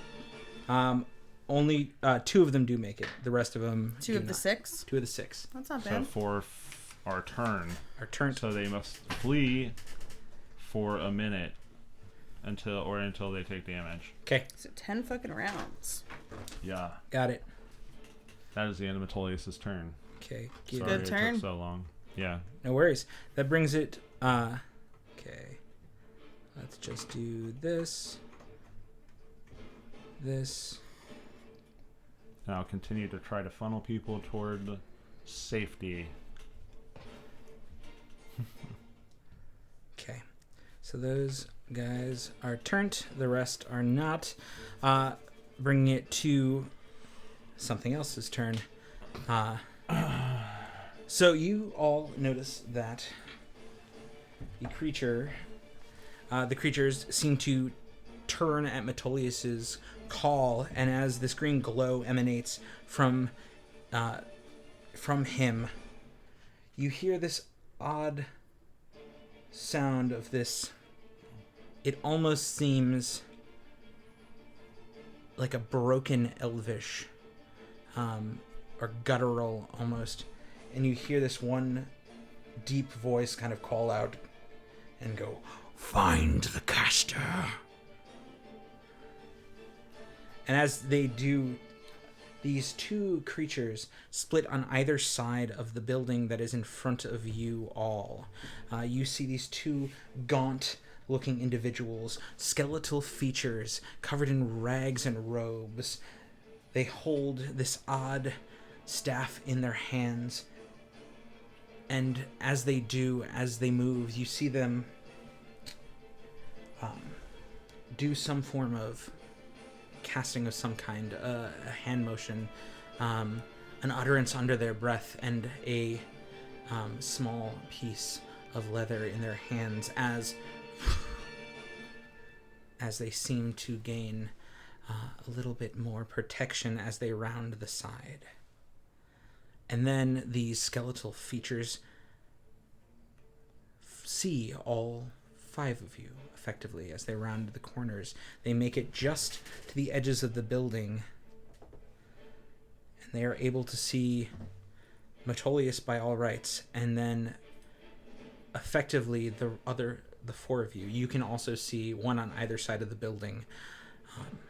As they do, you see a clawed skeletal hand reach out to you, Metolius, as it points in your direction, and go, "There he is," in Elvish. We then...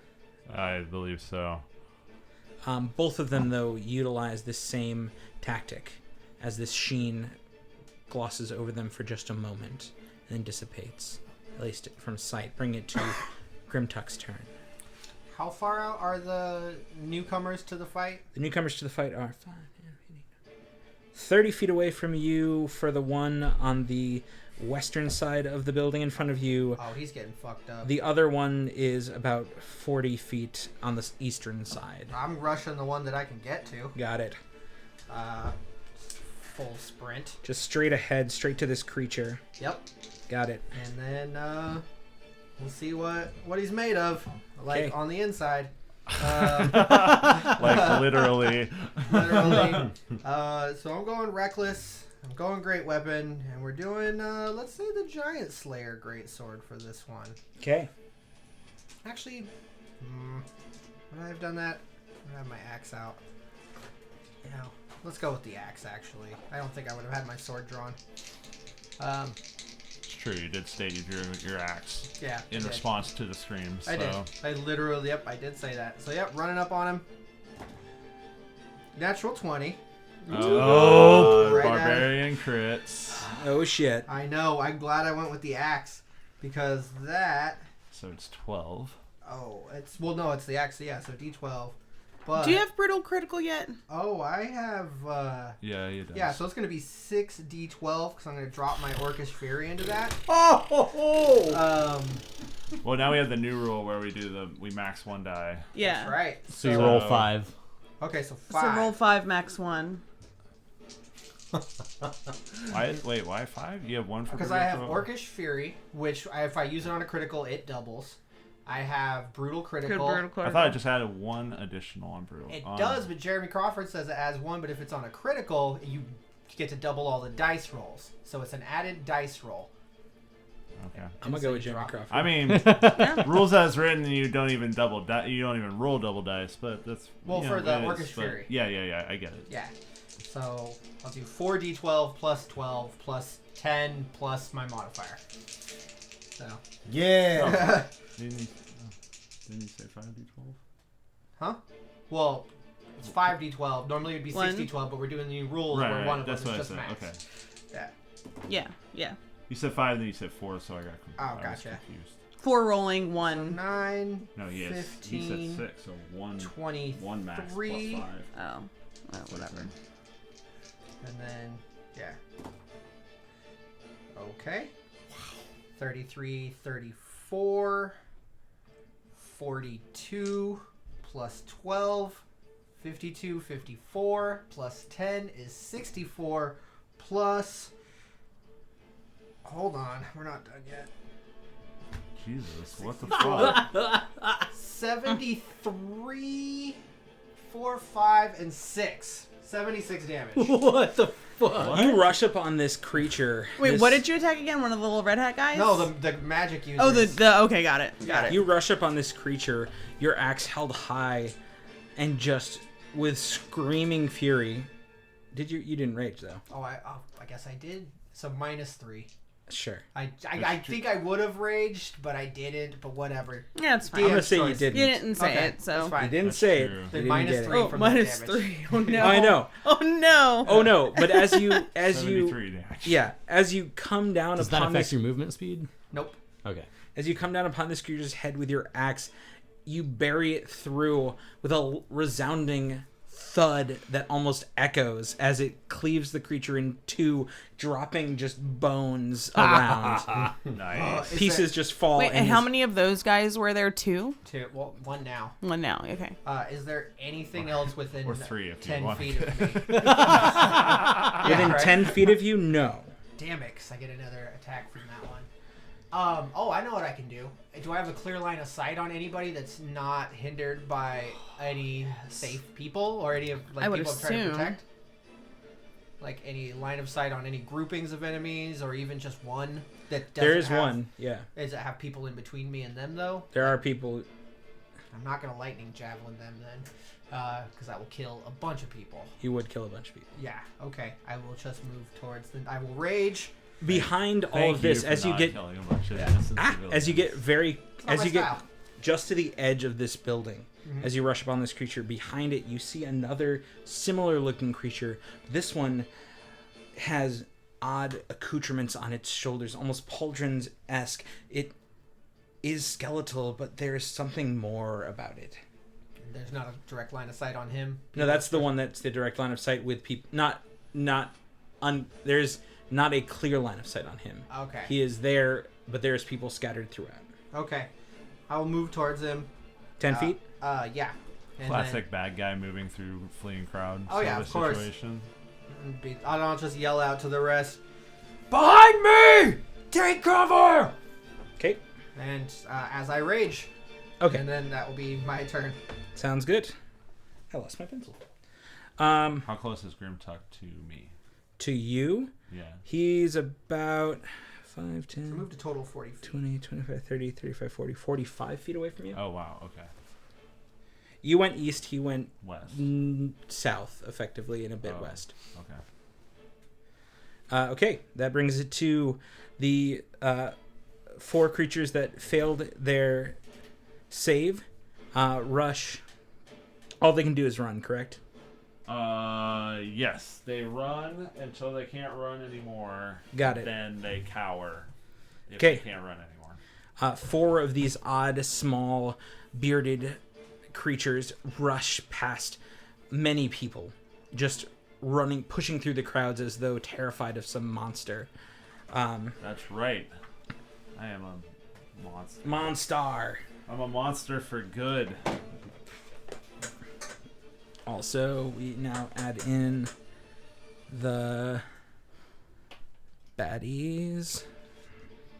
Hans, only the baddies. And there's 4 of those guys running away. 4 of those guys running away, pushing through the crowd. They get about 25 feet and stop, and cower after that. They And must dash. those guys have not... 50 feet. Yep. So they are well into do almost... Okay, never mind then. What's up? Oh, I was just wondering if they have not taken a turn, pretty much, because they... This is effectively their turn. Okay. Oh, okay, I got it, okay. They use their turn to flee. To flee, got it. To run away.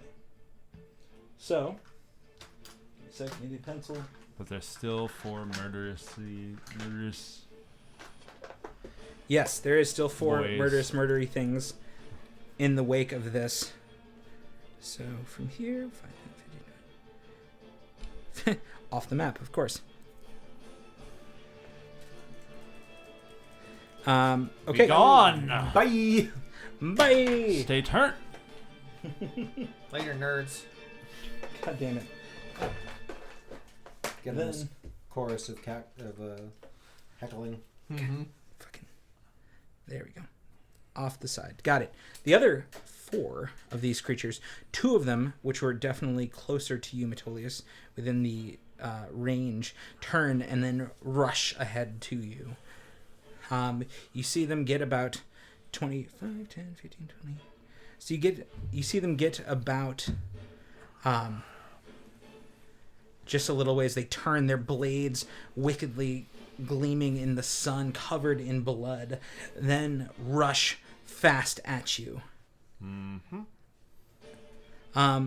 Their odd clacking boots tink across stones on the ground, and as these small creatures rush ahead towards you, too many books in front of me, they try to kick you. Doing a kick. Doing a kick. That's Two of them. weird. It is weird. They got fancy iron boots. Yeah, Yeah. their giant iron boots clack against stone, and as they get closer to you, they only come up to about your knee, but these creatures then try to swiftly kick you in the shin. That's a natural 20. I imagine... I'm going to use luck on that. Got it. Nice. Also, I imagine a lot of like soccer penalty slide kicking going on here. Sure. With like- with bloody blades. All right. Andre the He Giant actually when he used to rolled wrestle a little folk. 6 plus its modifier. Okay, second one swings in for a 14 to hit you. No, I assume the 6 plus the modifier is not. No, it does going not to hit hit you. my AC. Neither of them. They do that slide tackle to try to get you. You dance out of the way as they skim across the grass on the ground. Better to be lucky than good. You hear their voices just swear in Sylvan under their breath. That's right. Next, the last 2 turn upon the people near them, and you see them swing out their sickles. First, that hits. That hits 2. Not the civilians. Oh yeah, definitely the civilians. No. That's one. You hear a scream echo out as one of the tribe's members falls. A second swing and another small member falls as the swift slice of the sickle removes them from this mortal coil. The final person seems to be rushing after what seems to be a pair of small children. Now rushing in its Ron's speed. favorite food. It definitely hits as it slides with these heavy iron boots. Oh, this is a lot of damage to do to a kid.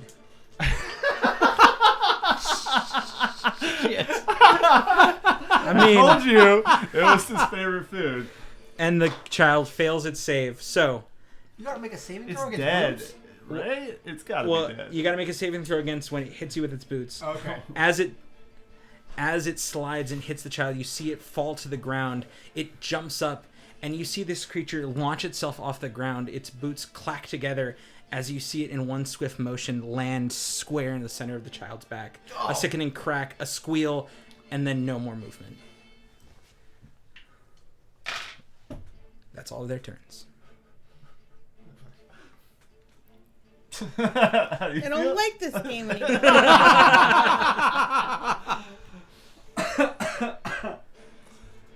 Hey, we have a long tradition of child killing to uphold. Yeah, that you were involved with, my dear. You don't get out of this scot-free. Okay, let me just mark this. Dead child. That's DC on the map. I mean, granted, we got a long way into this campaign before we I know. killed I mean, you're not wrong. You're not wrong.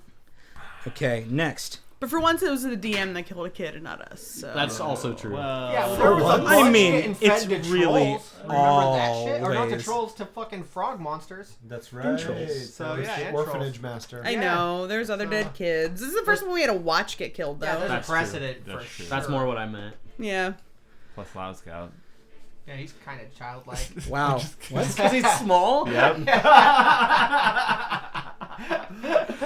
Dick Well, move. by that argument, you could say that this was an even fight.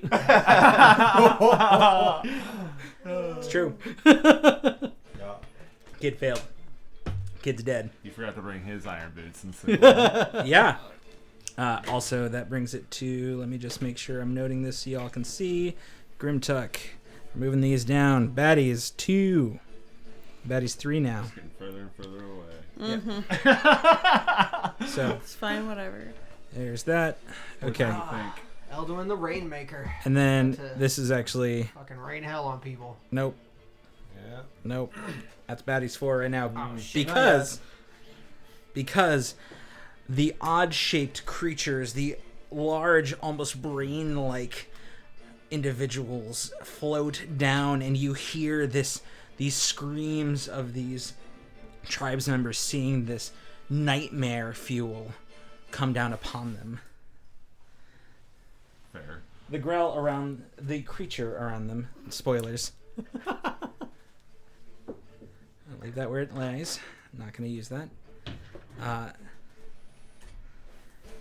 Swings out with a tentacle on the first creature. Yeah, definitely hits. Creature makes a save. Doesn't hit. Oh god. There's so many things this thing does, but what it does do is it tries to swings around its tentacle, does a lot of damage.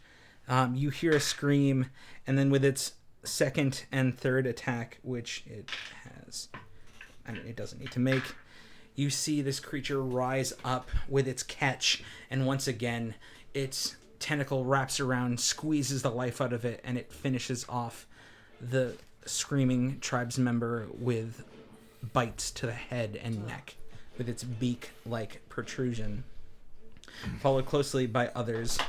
2, 3 more screams, more floating creatures now flying higher, pulling people up above the battlefield. The first one misses, dodged out of the way by the tribe, by a young furboled woman who ducks under the tentacles. The second does the same, a young man. They both rush towards the longhouse. Finally, the last one goes, reaching down to what seems to be an older gentleman of tabaxi make, gray fur. As the tentacles wrap around them, he must make a save, which he makes.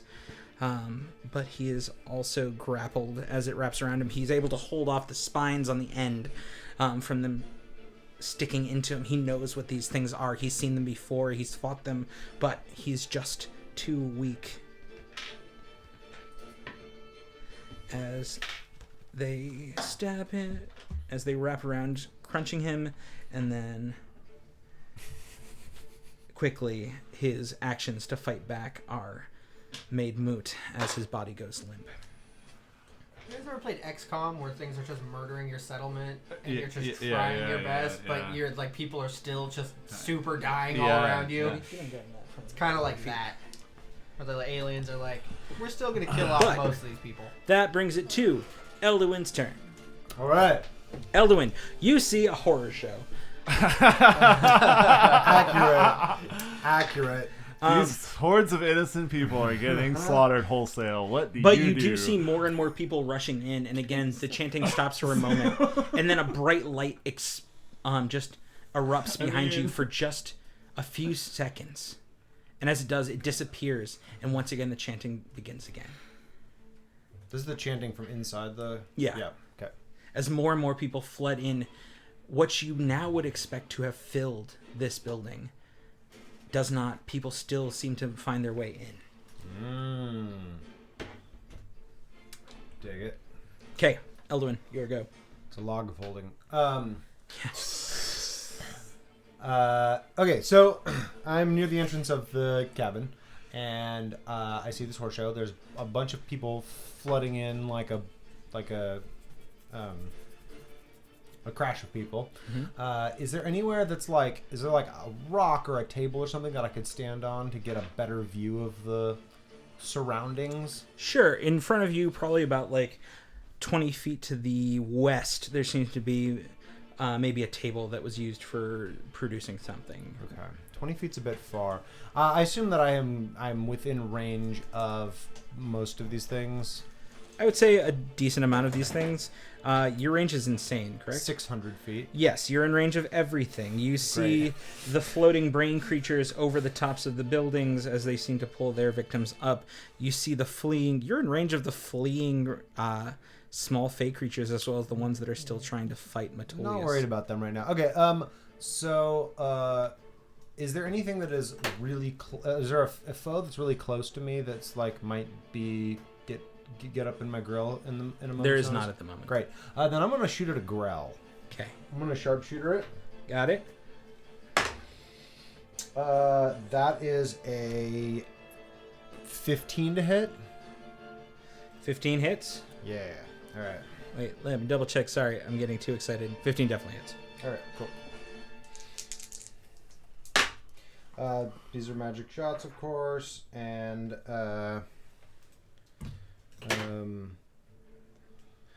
first shot is for 23 points of damage. 23 points of damage? Mm-hmm. Nice. So 3 of that is cold, if that matters. Okay. And then I'm going to fire at the same one a second time. Got it. Sharpshooter always. That is going to miss, though, I'm pretty sure, because that is an 8. 8 does miss. I would like to bend my shot. Of course you will. Towards another growl. Got it. 14. 14 hits. Okay. I will never not think of that terrible movie every time. Every time. It's a wonderfully bad movie. I know. That's 12 points of magical piercing. The creatures kind of give this odd, warbly, burbling squawk. They seem to be screaming in some amount of language, but you cannot understand it. It almost hurts to hear. Awesome. But it definitely takes damage for both of them. Great. That's my turn. That's your turn. That brings it... Okay, now you see from outside... from either side of the longhouse, you see what seems to be a few of the guards kind of rush out now, them all hefting bows, knocked with arrows that seem to be, your base standard simple arrows, but they level them at the odd creatures now floating to the side, as well as a few of the small fey creatures off killing children, as it were. The bows are leveled. They pull back and fire as they do.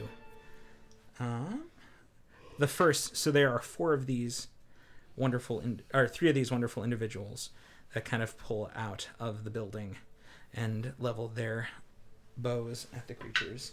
The first one fires at a grell, missing. Their shot goes wide. The grell dips out of the way mid-flight. The second, once again, the same, tries to fire at the grell that you hit. Same roll. Goddamn, misses entirely. Both shots kind of stick into the side of the buildings.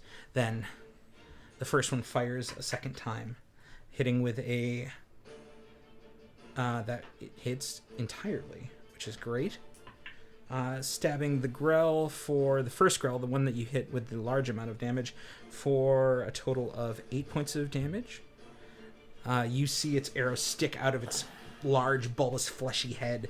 Then the second archer fires again, missing entirely, swearing under his breath.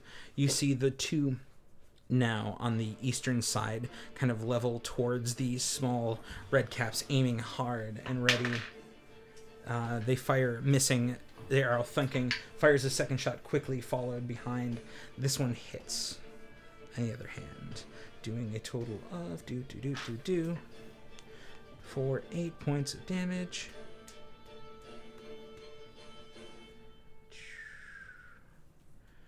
Not a lot, but it's something. Then fires once, fires twice,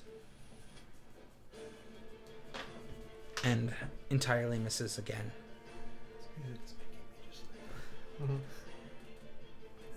Finally, Emerald now lends themselves to the fray, runs out, kind of screaming, "What in the God's name are going on out here?" And you see him look around, finding purchase with these horrid creatures.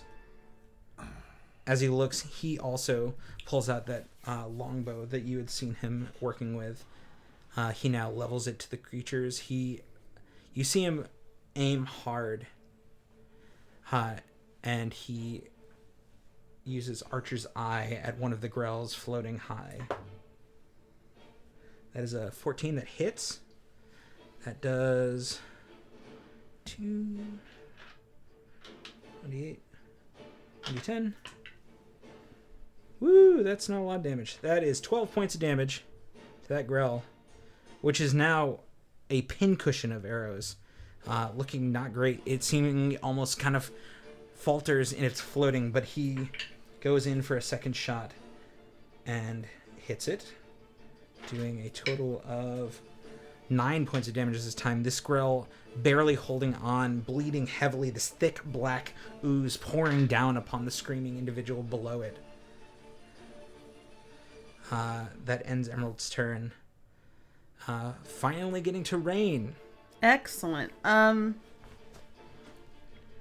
So I know at least Metolius was in 5 feet of Two different two of them. creatures. Yes. And no one else is though, right?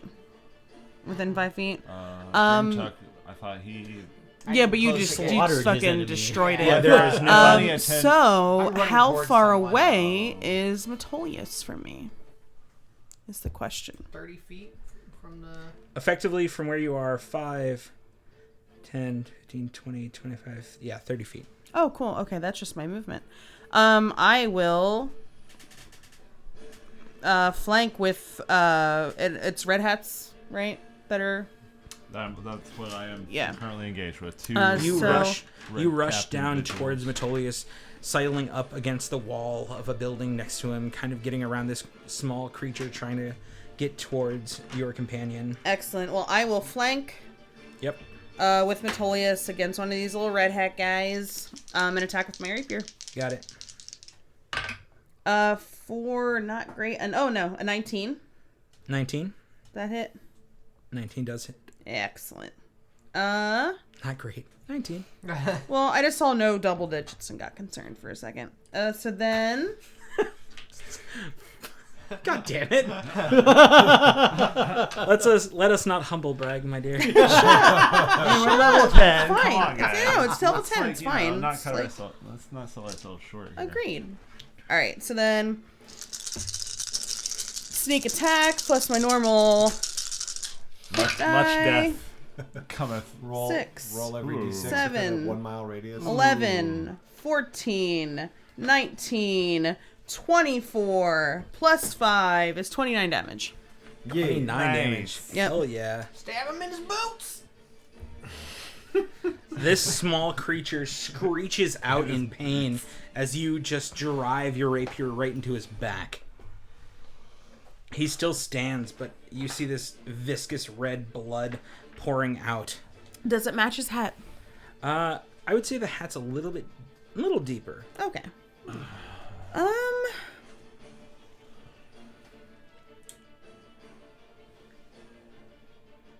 I was tempted to disengage, but I'll actually stay here to give him to waist flanking Thank if you. he wants it. So yeah, I stick where I'm at. Okay. Finishes off Rain's turn. Which, Oh, I guess even if I disengaged, I didn't have any movement left anyway. So That's true. yeah. Okay. Continue. So in front of you, Grimtuck, you see that same, much more adorned skeletal creature. Looks at you, confused, and then excited. As he looks at you, he goes, "I think you will work quite well." And then he mutters something no. ancient and old as he puts out a hand and mimes a few motions. As I want you to roll a wisdom saving throw. You're gonna get super your good at mind those. controlled. Super good at those. Don't do it. I know, right? That's a 6. Oh, Great. No. Great. Oh no. Oh no. It was bound to happen eventually. Oh no. Dungeon Master's dream. As you fail, I have so many stories. you feel sharp pricks of jagged wrought iron grow high above your head and wrap around you in a crown. And then you feel rage and anger. You feel It's pretty standard. I'm good with that. I'm comfortable with these emotions. So my happy place is what you're saying. and you look at it, and it looks back at you, and it goes, as it kind of walks into sight of Elwyn, Uh-oh. it goes, "Attack the elf."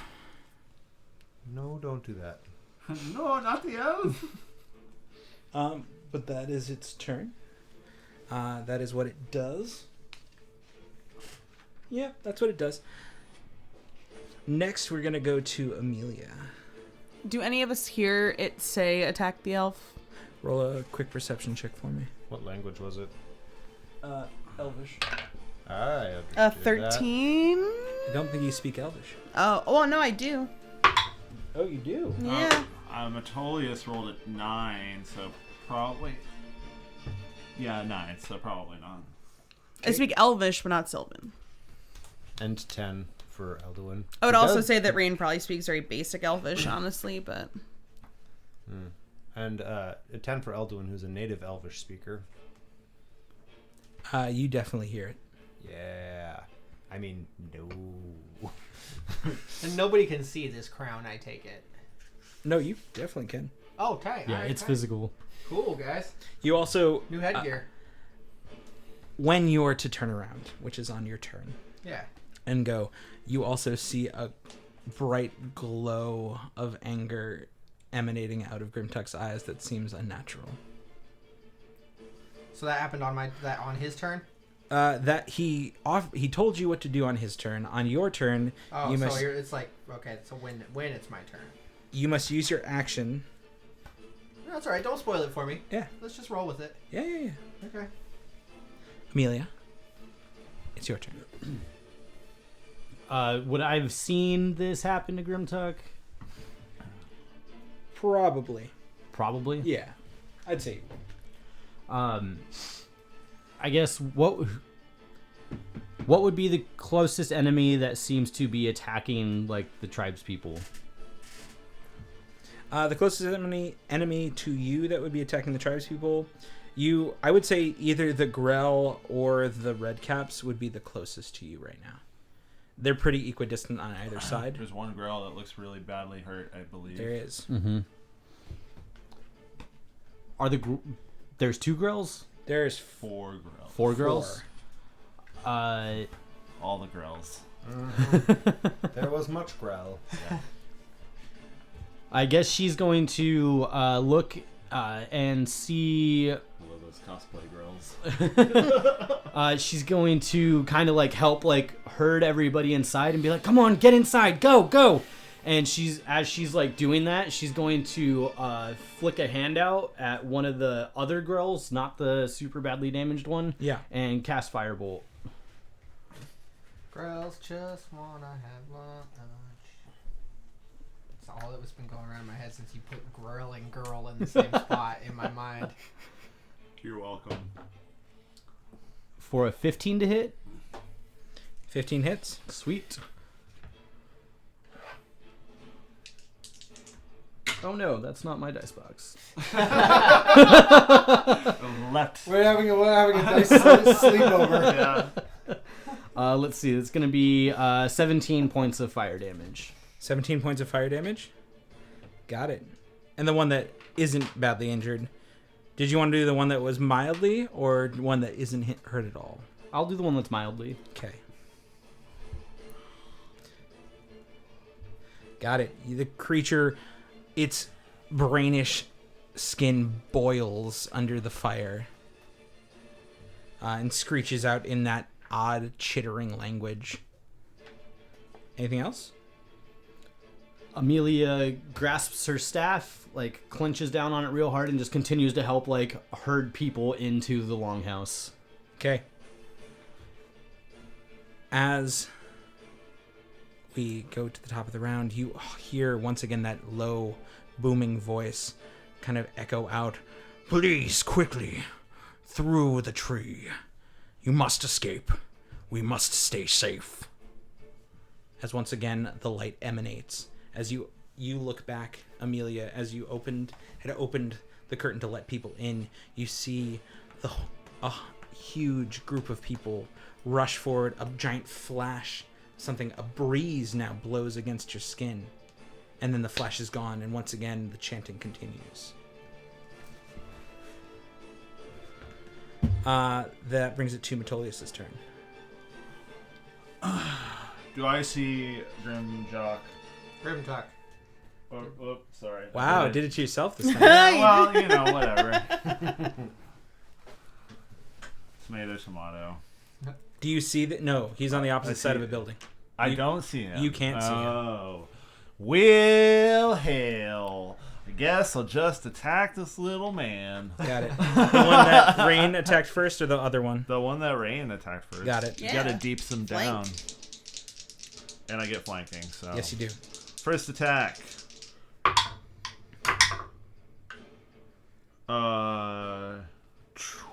18 to hit.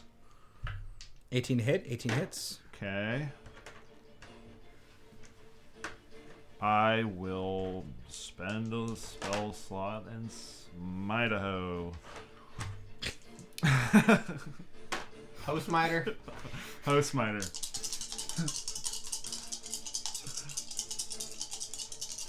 That would be my name.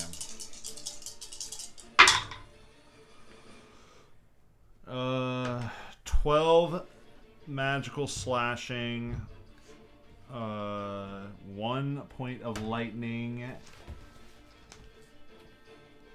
and 12 points of radiant. 12 points of radiant. 1 magical slashing, So- 12 points of lightning. Nope. 1 lightning, 12 magical Thank you. slashing, so 25 total. Word.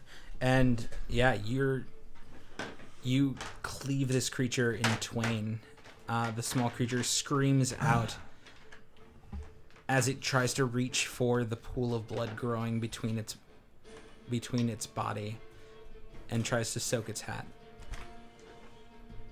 I assume it dies before Oh, it yeah. accomplishes this.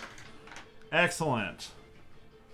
I will take a moment to use my bonus action to cast Shield of Faith on myself. Okay. So it's 2 level 1 spell slots gone. I have now +2 AC. And I'll turn to the other one and try to hit it. Okay. Take that. Yep. Good job. Damn. Give it hell. How about a thanks, pal? 27 to hit.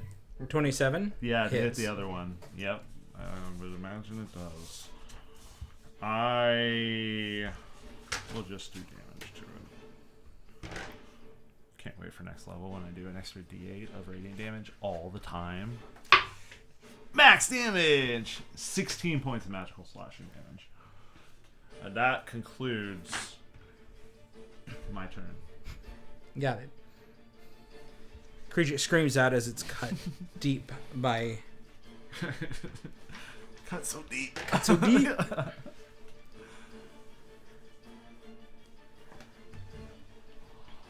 Then we bring it to the creature around the corner that's closest to Rain and Metolius, the other skeletal being. Great. It's Move. okay, you're close to me. True. You're within my auras. My chakras are aligned. God damn it. That's All the comforting. I mean, I could align yours sometime if you want. You know, Heyo. whatever, if you're not busy. I guess technically when I'm asleep they're not on, but every other day. God damn it.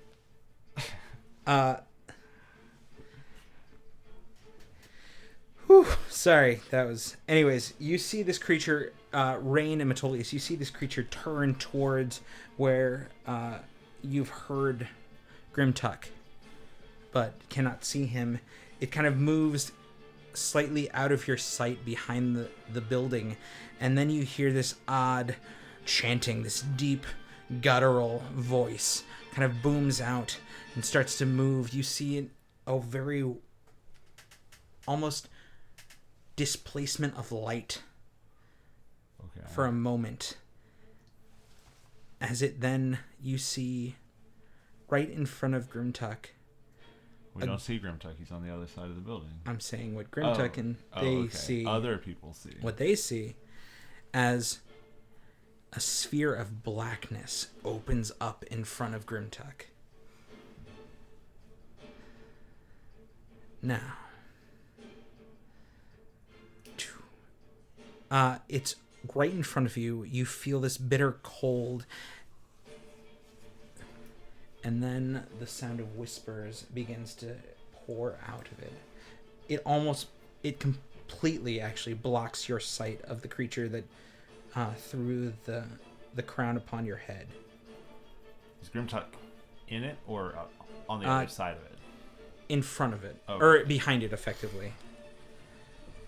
But it is 20 feet in radius, which is huge. You hear it finish its chanting, and as the whispers drone on, you all can start to hear this odd whispering emanating through the fields and around as people scream and try to get out of the way. That is its turn. I will say that, let's see. Are there still a lot of people It's running? thinning out, but we're still in a There's crowded still area. plenty of innocent blood to be spilled. Oh yeah. Gotcha. Let the mayhem continue then. Yes. As you do. As I do. Mind the gap. That's max damage. That's a 4. That's a 2. One person screeches as they're immediately just sucked into the hole. Oh, Tentacles wrench out and just pull around them. Are they milky? They are. They It's reach. in the spell description, man. You just gotta know. You just gotta know it. It's true. But tentacles reach out, and once the creature stops moving, it is just ripped into whatever this blackness is. The other two scream as ice forms on the edge of their skin, but they rush aside and get out of the way just in time. But at the start of your turn, Grimtuck, you take cold damage, 4 points of cold damage. I don't suppose that lets me reroll my save, does it? No, you gotta do that at the end of your turn. Damn it. but you no longer can see the creature ahead of you, and you don't. I would say you do not know what this thing is. I would also like you to roll me another wisdom check.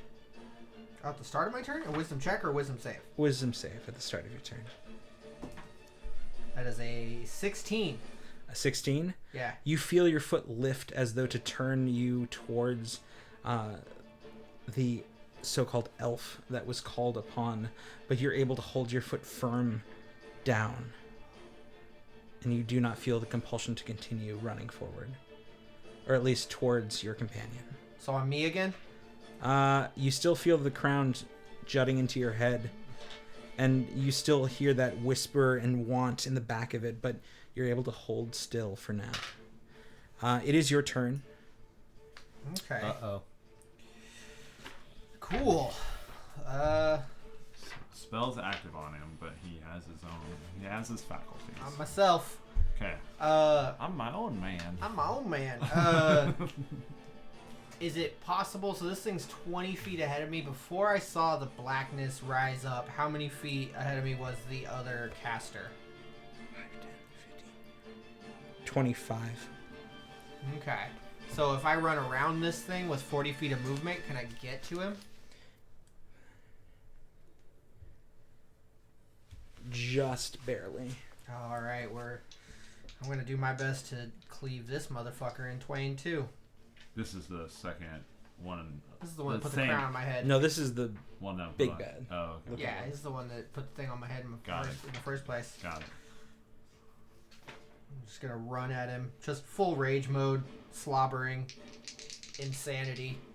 That is me. And you know the drill. Sorry, who are you attacking? The guy who put the fucking crown on my head. Wait, you can so did you make your save? Was that what it Yeah, okay, but it's still up there. The crown Right. is still there. He made the save does have his faculties this turn, I think. You are still charmed. Yes. If that matters. No, they have their faculties though on their turn. They have to make by the spell. You have to make an attack if you're close enough. Got it. Okay, so am I good? For now. That is 14, 24, and then 23 minus 5 is 18 to hit? 18 to hit? Yes. 18 hits. Nice.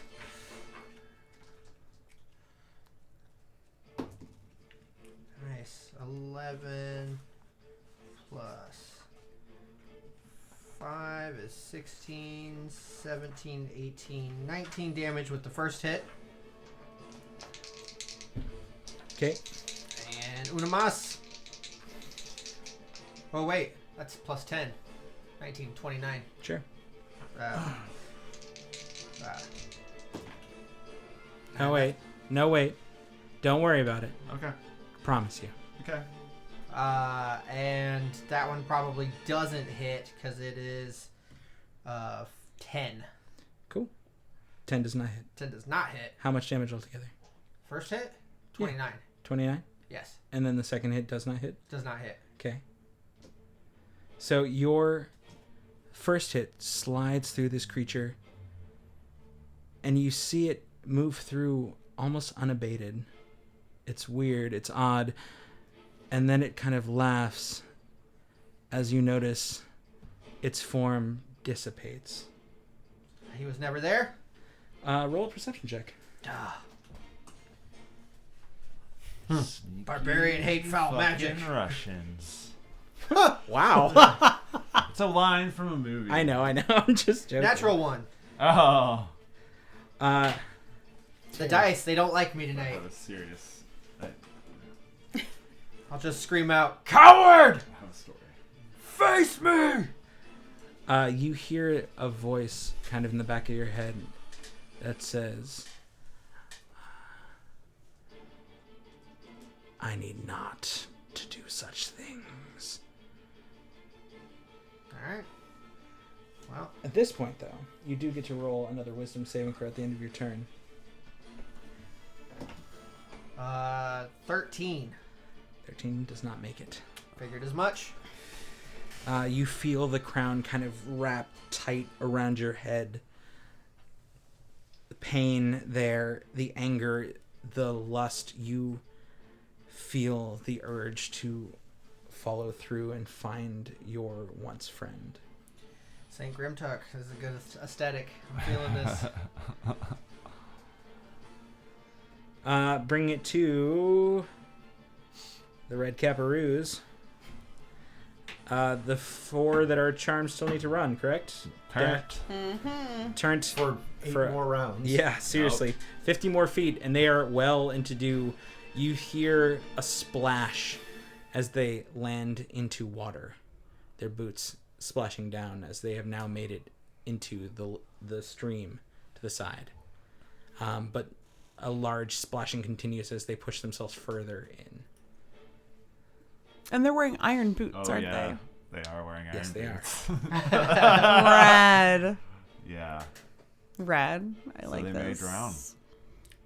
How deep is it? Cement Do shoes, they if you go- will. How What? undignified. They have Jeez, not. deal. They have not submerged themselves, Oh, but okay. they Right. are in the water now. In casual, Can they- in casual observation, does it seem? How deep does it seem? Just curious. I mean, it's definitely deeper than a small creature. Got it. Let's leave it at that. They are. So, they are unturned when they take damage, but if you drown, you just drop to 0. So I don't know how that works. It's not They may effective. just be turned until they drown. That's not effectively damage. Yeah. It just drops them to 0 if they Yep. can't breathe. Yep. So, the creature next to you that you have now stabbed once looks at you with Chopped him. a wicked grin and now takes its sickle held high and starts swinging.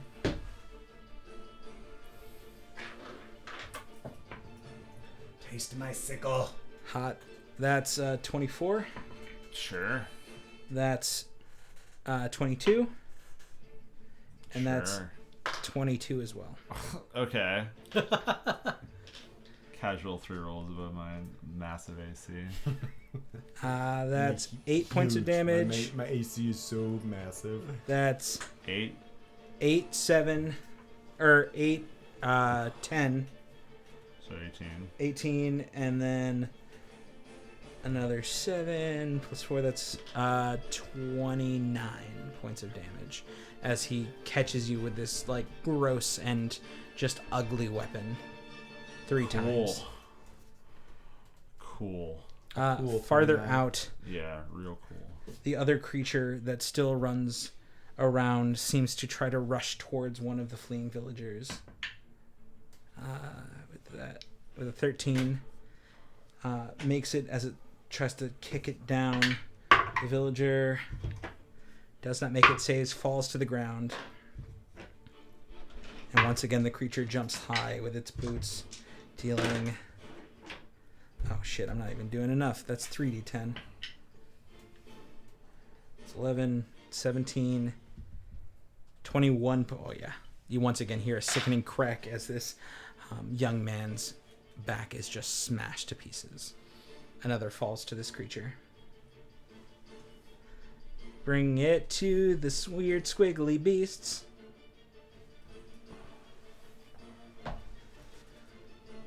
Who now, being attacked by a group of individuals, seems to turn their attention upon you. The first of these creatures, the pincushion, flies towards Emerald,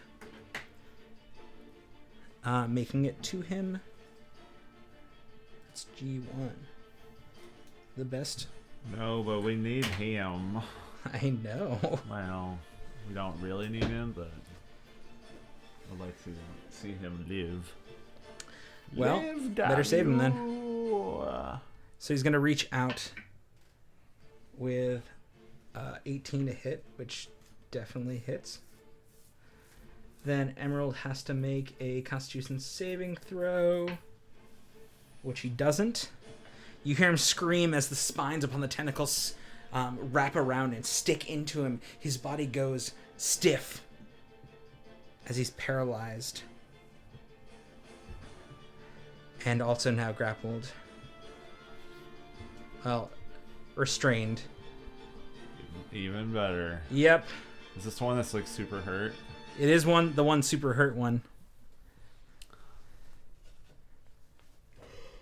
Super duper. Cool. First attack. With advantage, that's gonna hit. That's definitely gonna hit. So we have one tentacle and one of its beak. That's 4. That's 18. That hits. Did you include his 10 temporary hit points? Not yet. Wow. That's 19, so that definitely hits. And we have 3, 4, 5, 6. I did include in his total. So minus 6. He doesn't scream as he is paralyzed and still, but you see the grill nom into his shoulder with its giant beak. Is he still alive? Yes. Okay. He's just well, I would say it's hard to tell because he's stiff, but the girl still holds him raised off the ground. Next comes the following creatures. They move towards the party. 5, 10, 15, 20. So the second of the grells seem to fly high above the building and perch ready to descend upon the rest of the group. 2, 3, 4, 5, 6.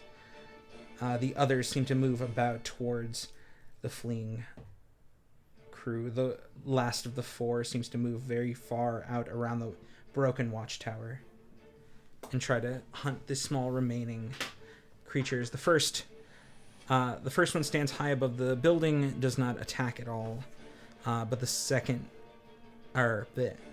the other moves in for an attack, misses entirely. Both of its attacks, followed up by the last. Nope. And that does hit with a quick bite attack on this fleeing individual for 8 points of damage.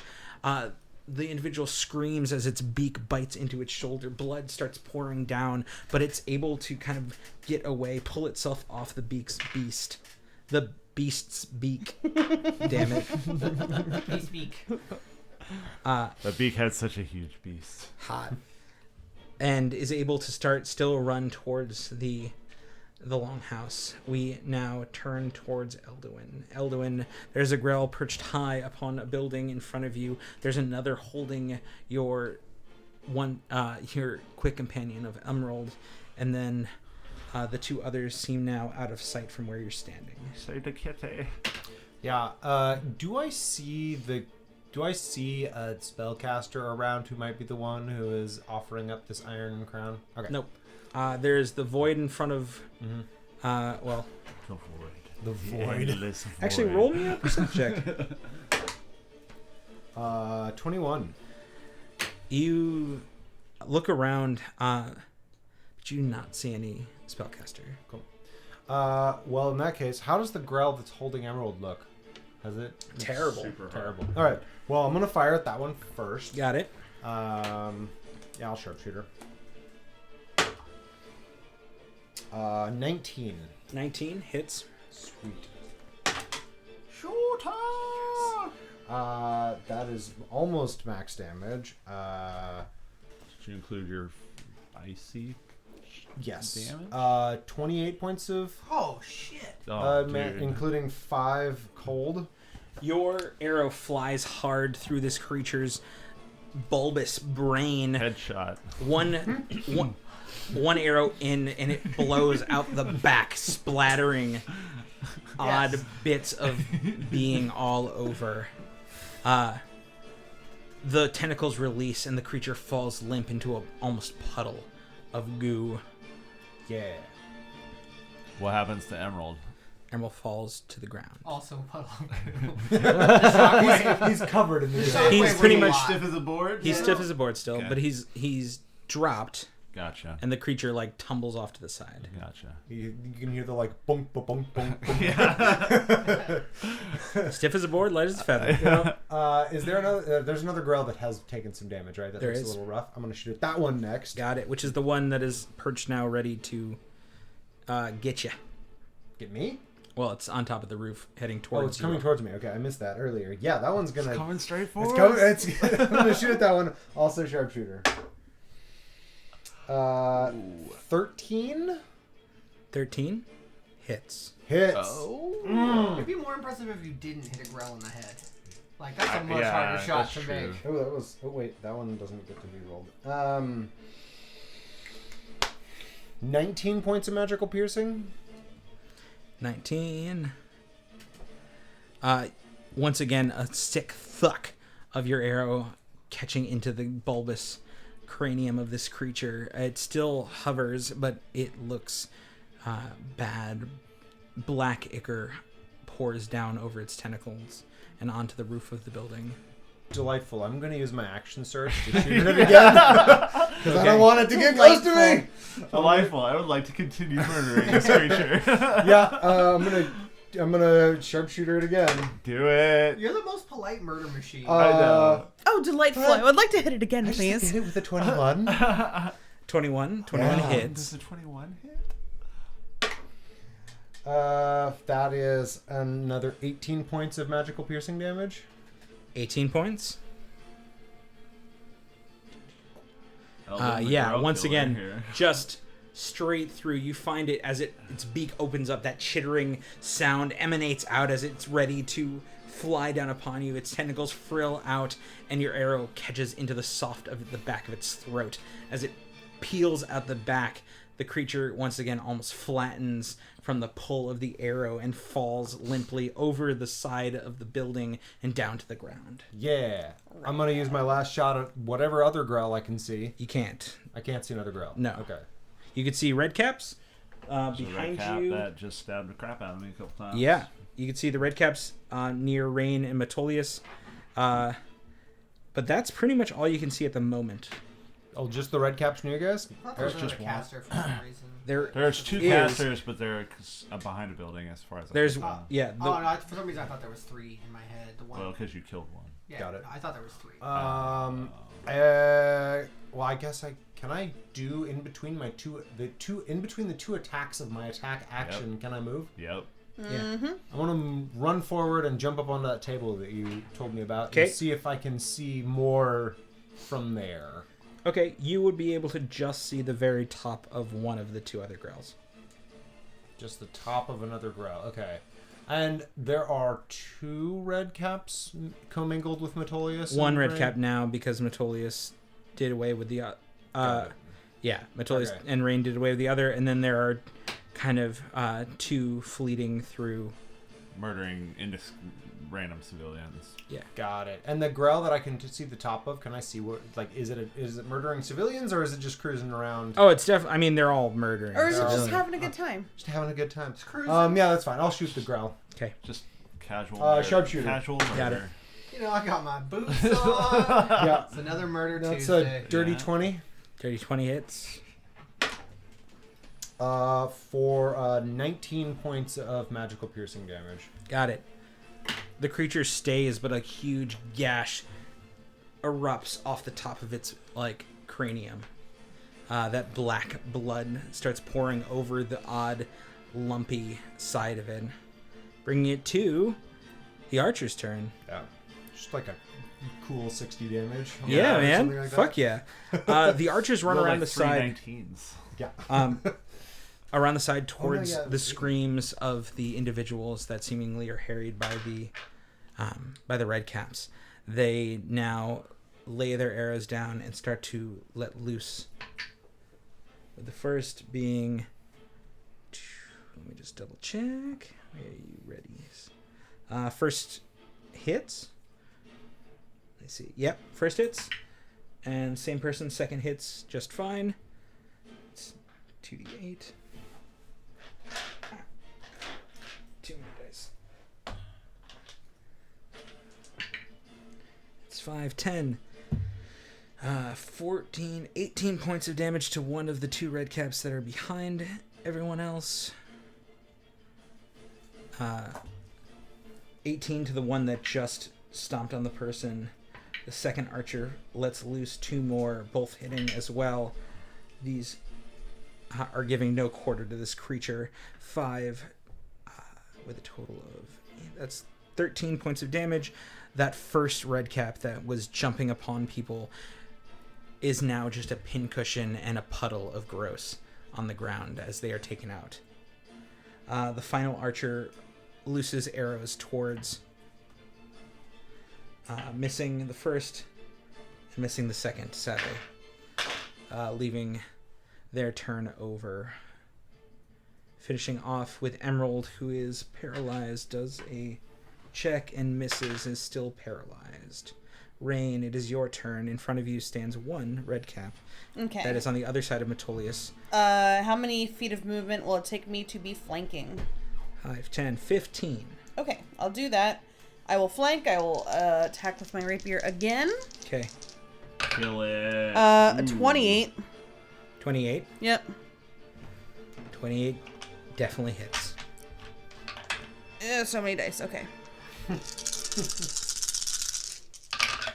With 14.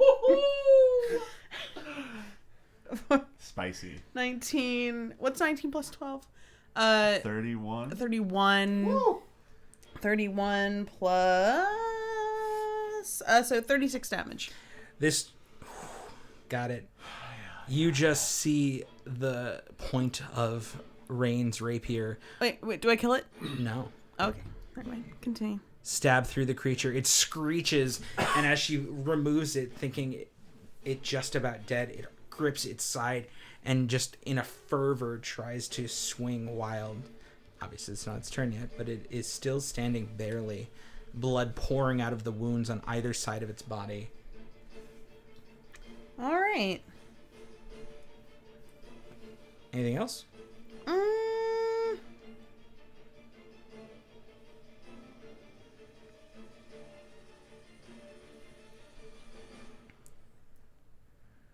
Okay, so it's like real hurt though. Oh yeah, it's fucking real hurt. So if I look around, what other baddies do I see? Look around from where you are. From where I'm at. One other red cap, just a little ways off. Here, And is that red cap currently attacking civilians? Uh, Not Metolius. Is currently getting attacking civilians and is being harried by arrows. Yeah, being shot at by archers. okay. Okay. And that's it? That's all you see. All right. Well, then I will stay where I'm at then. Okay. Nothing else then? No, I guess not. Word. We go to the next.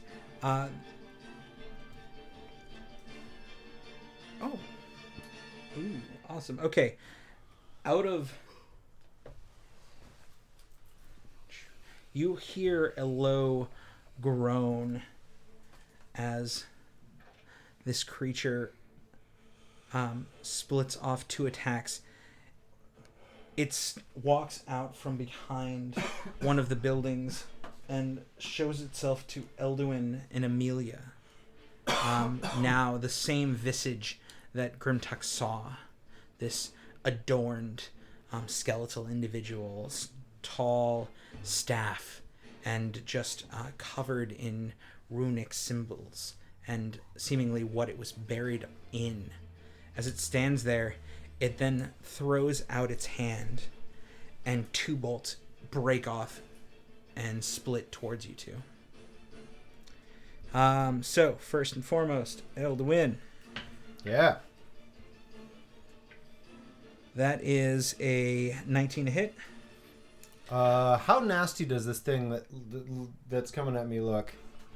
It doesn't look Like great. the attack or the creature? The projectile that's coming at me, like, is this like big and nasty, or is this like, is this like a rapid fire kind of deal? Doesn't matter. I'm gonna use my reaction to put up a shield of force in front of me. Okay. With shield, and that will not beat my new AC. Okay, there you go. The second one, this kind of white and black energy just splatters against the shield and just bears off. The second one flies towards you, Amelia. 19 as well. Fucking rolling really well today, guys. Also shield. Also shield. That would be hilarious. Yeah. Also, behind Elduin's shield, yeah. Yeah, can I just get behind Elduin? Now that hits. It hits. Oh no! Okay, There's you. a steel boot spell. You just get kicked in the face. Bonk. While I'm drinking. You can catapult this like an iron boot. We're keeping it part of these boots. But nobody has catapult. You're gonna like hang them around your neck as like an amulet. aren't you? Gnomish thigh highs.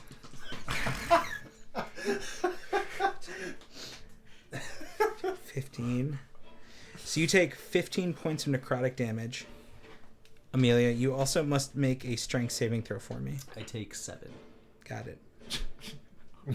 No. Just because? I take whatever I want. Oh, I know exactly why. I have reasons. Oh yeah. Secrets. Didn't you have to make a save too? character if Do I it have to didn't make a save? Yeah, you have to make a save. Yeah. What if it wasn't what kind? paranoid of Strength saving as throw. fuck of everyone? Strength is probably your best one, right? My ultimate. Hulk hands. I don't think she put them on yet. I have not yet. She did not. That's a 10. That's a 10. Ooch. You feel, you actually see these shadowy tendrils branch up from the ground and wrap around you. You feel your whole body cinched together and restrained. And you are held to the ground hard. And you are officially restrained. Oh shit. Damn. It's brutal. Situation where that you ain't can use good. an action to do that. It's pretty This knuckles. creature has revealed itself a little ways to the west, but behind a building, out of Grimtuck's sight, but within Elduin and Amelia's sight. Great. And there's buildings between me, Rain, and that block Rain and. Just barely, yes. Okay. So, got it. Okay, that brings it to Amelia's turn.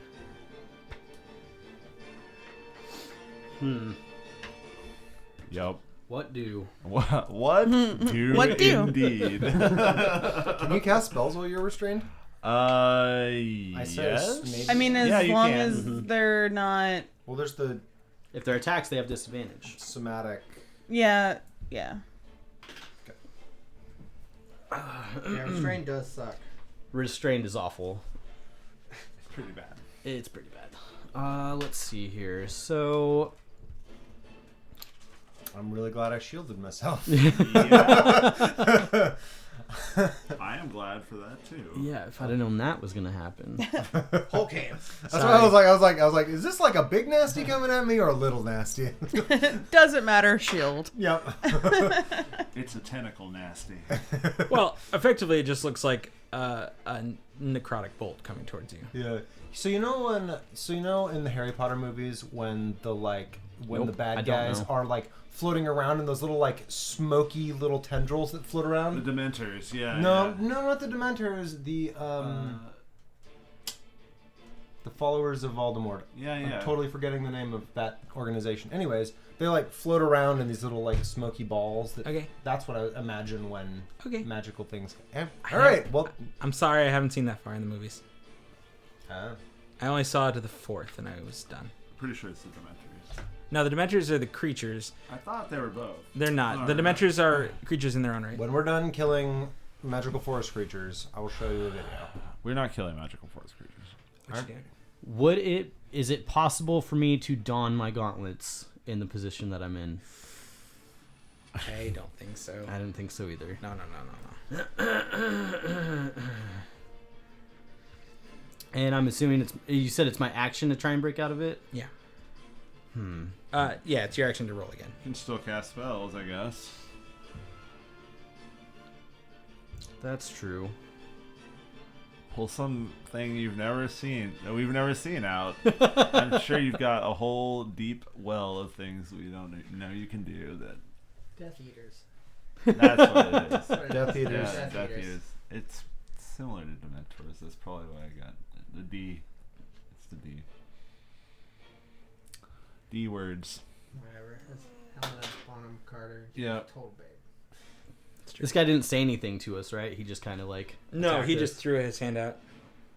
Said die. Die, my darling. Amelia, would I be able to reach into a pocket, like my component Sure. pouch? Yeah.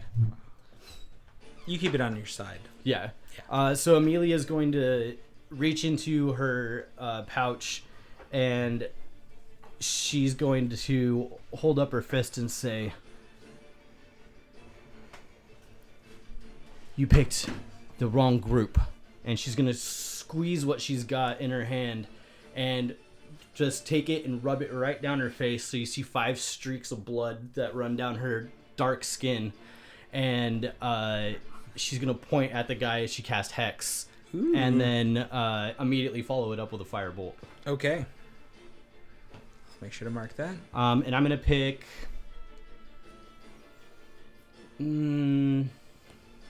I guess let's say... Dex? Dex is good. Okay. It's a solid choice. For a 12 to hit. A 12 to hit. 12 does not hit. The firebolt flies wide. Yep. The creature That's just my turn. basically sidesteps it, and it hits into the wall, bursting. As you finish your turn, as we finish this round of combat, I'm going to call this here, and we will pick this up on the next episode of the Swordcast Adventures. Yeah. Yeah.